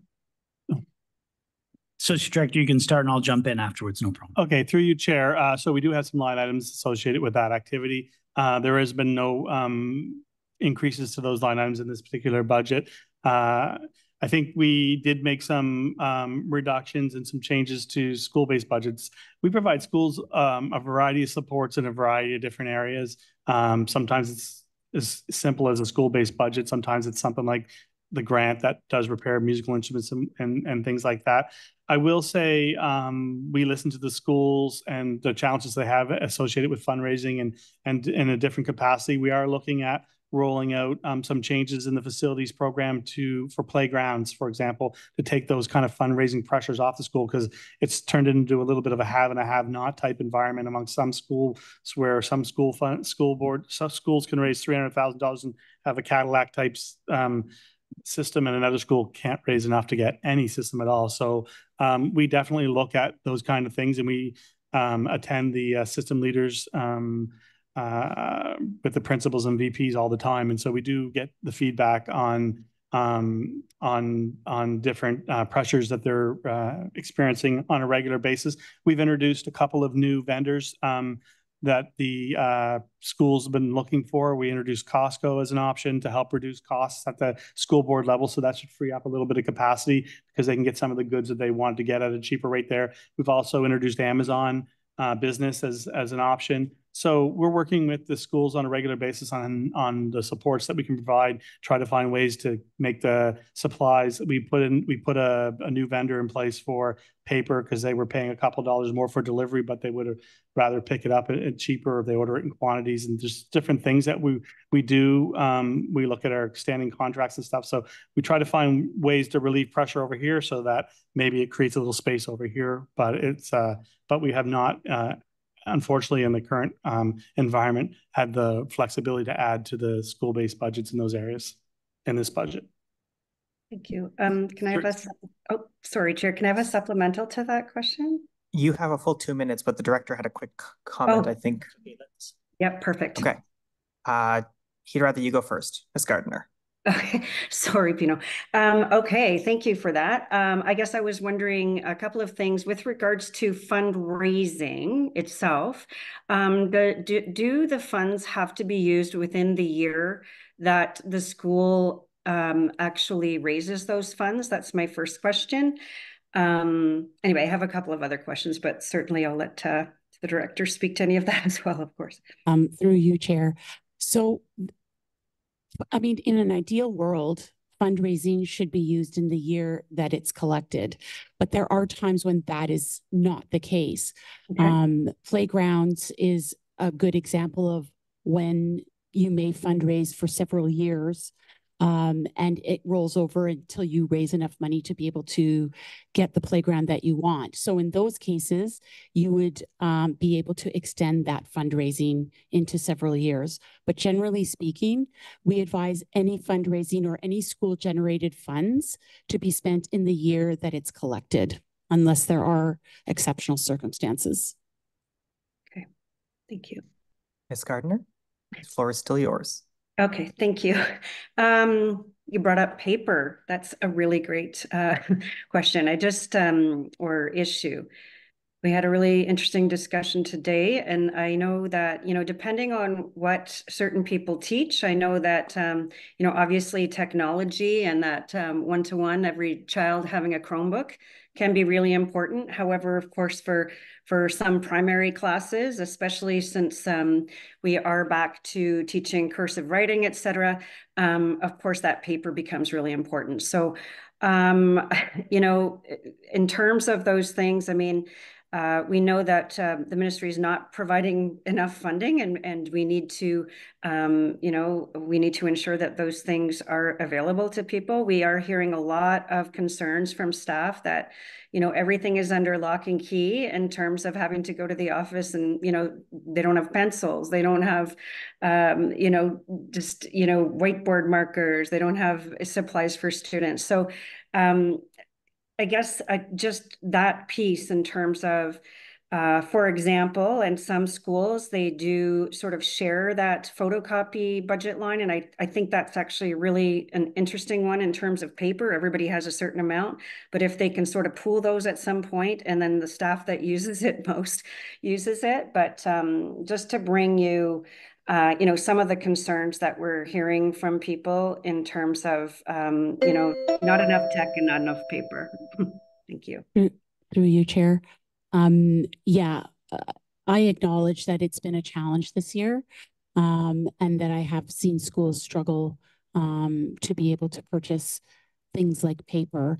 And I think that's where we're talking about inflationary issues, because we're not cutting back. This year, we're rolling over current budgets, but we're generally not able to increase those budgets to reflect the inflationary pressures. But I think I would like to add that we do communicate with schools, and if their budgets don't allow for those kinds of baseline necessities, we will find a way to help them purchase them. So the communication to the schools has been, I hope, clear, and if not, we'll communicate it better. But if there are purchasing requirements and your budget cannot sustain them, such as paper and pencils and the things that you're talking about, we will ensure that those schools get those supplies that they need.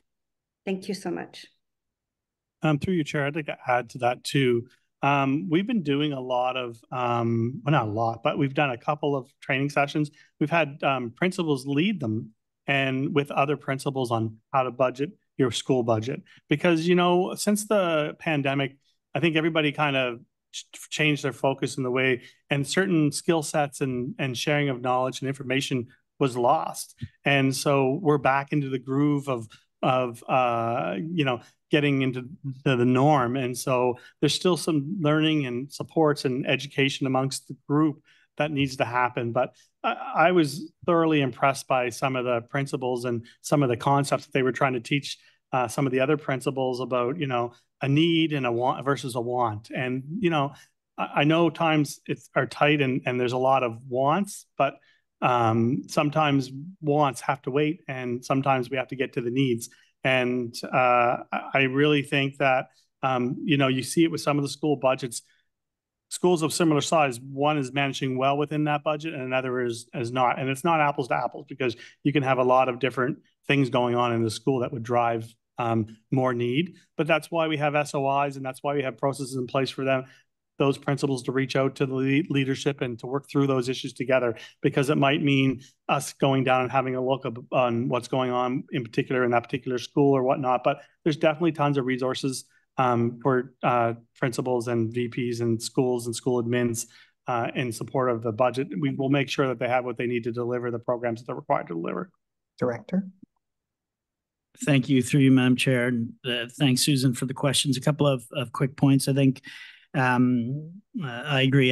The technological integration, especially for the higher grades, and the way that those one-to-one student-to-device ratios will be utilized will help us, I think, in some of the other concerns around the use of paper in general. But I understand your point around the younger grades, and as our Associate Director mentioned, some differentiation from site to site. So I think we've got some positive progress ahead in the next couple of years to address that.